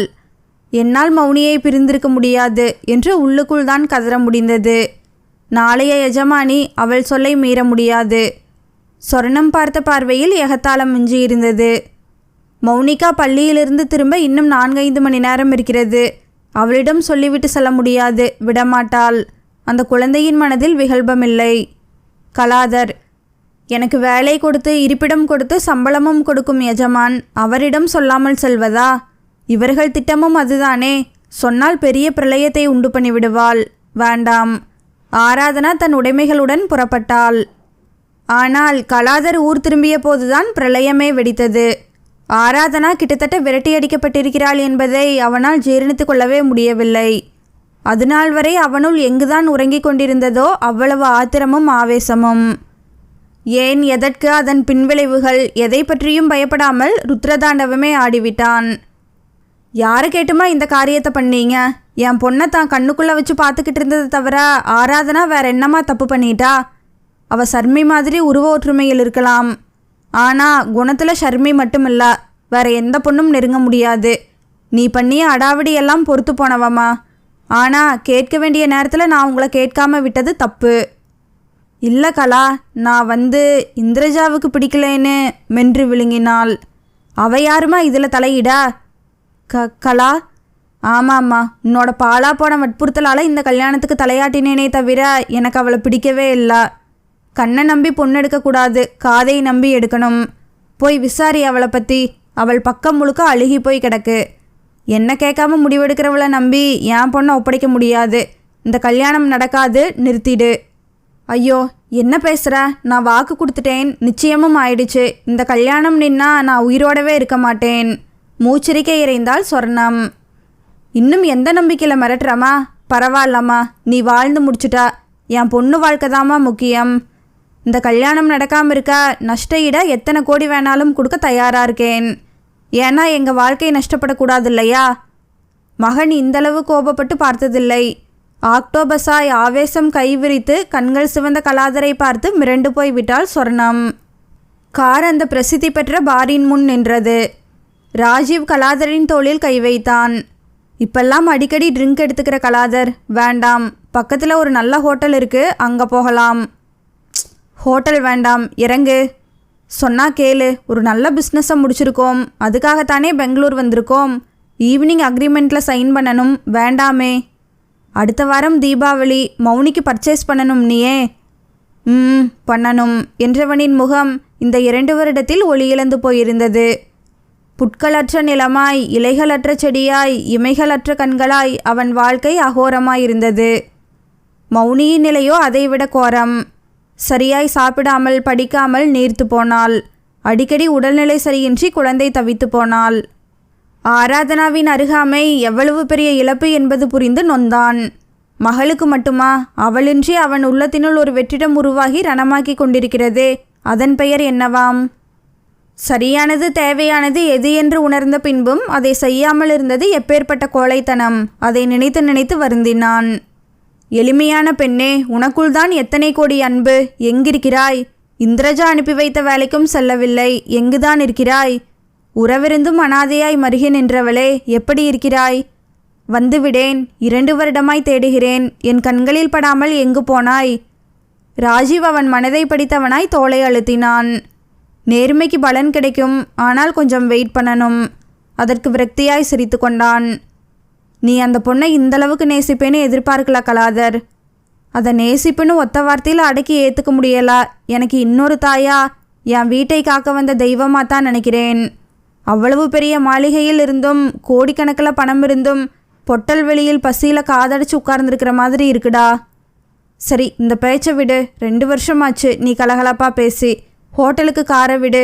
ரொம்ப பசிக்குதுடா நண்பா. அதற்கு மேல் பிடிவாதம் பிடிக்க மனமின்றி காரை எடுத்தான். உடுப்பி ஹோட்டலுக்கும் ஸ்டார் ஹோட்டலுக்கும் இடையில் நடுத்தரமாய் இருந்தது அந்த ஹோட்டல். குடும்பமாய் அமர்ந்து உணவருந்தி கொண்டிருக்க இருவரையும் அந்த விஷயம் ஆச்சரியப்படுத்தியது. அங்கு ஆண் சர்வர்கள் மத்தியில் யூனிஃபார்ம் அணிந்த பெண் சர்வர்களையும் பார்க்க முடிந்தது. கடைசியில் இடஒதுக்கீடுன்னு இதையும் விட்டு வைக்கலையா இந்த லேடீஸ்? கிறிஸ்டலாய் பளபளத்த குடிநீரை உதட்டிற்கு கொடுத்தபடி சொன்னான் ராஜீவ். இருக்கட்டுமே, நல்ல விஷயம்தானே.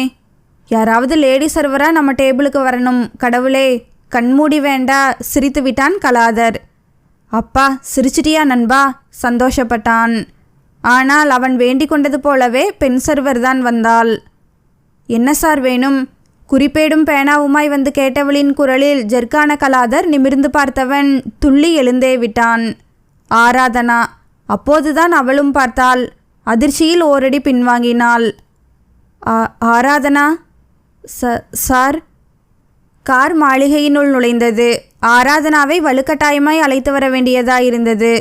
அவள் கேட்ட ஒரே கேள்வி மௌனி எப்படி இருக்கா என்பதே. வேறு எதை பற்றியும் பேசவில்லை. இந்த வார்த்தைக்காகத்தானே என் மகள் தவம் இருக்கிறாள். காரை விட்டு தயக்கத்துடன் இறங்கிய ஆராதனாவுக்கு அந்த மாற்றம் பளிச்சென தெரிந்தது. குரோட்டன்ஸுக்கு பதில் ரோஜாவும் சூரியகாந்தியும் தோட்டமெங்கும் மலர்ந்து சிரிக்க வியப்புடன் பார்த்தாள் கலாதரை. உள்ளே வா என்று கண்களால் மென்மையாய் சைகை காட்டினான். அவனை புரிந்து கொள்ள முடியாமல் குழப்பத்துடன் பின்தொடர்ந்தாள். பின்புறமிருந்து பார்க்க அவளைப் போல அவனும் இளைத்திருப்பது தெரிந்தது. இந்திரஜா மறுபடி என்னை பார்த்தால் எப்படி எடுத்துக்கொள்வாள்? எப்படி தைரியமாய் மறுபடி அழைத்து வருகிறார்? சொர்ணம் எதிர்பட்டாள். பயங்கரமாய் கத்தி ஆர்ப்பாட்டம் பண்ணுவாள் என்று நடுக்கத்துடன் பார்த்தாள். அவளோ தலைகவிழ்ந்து நகர குழப்பம் அதிகரித்தது.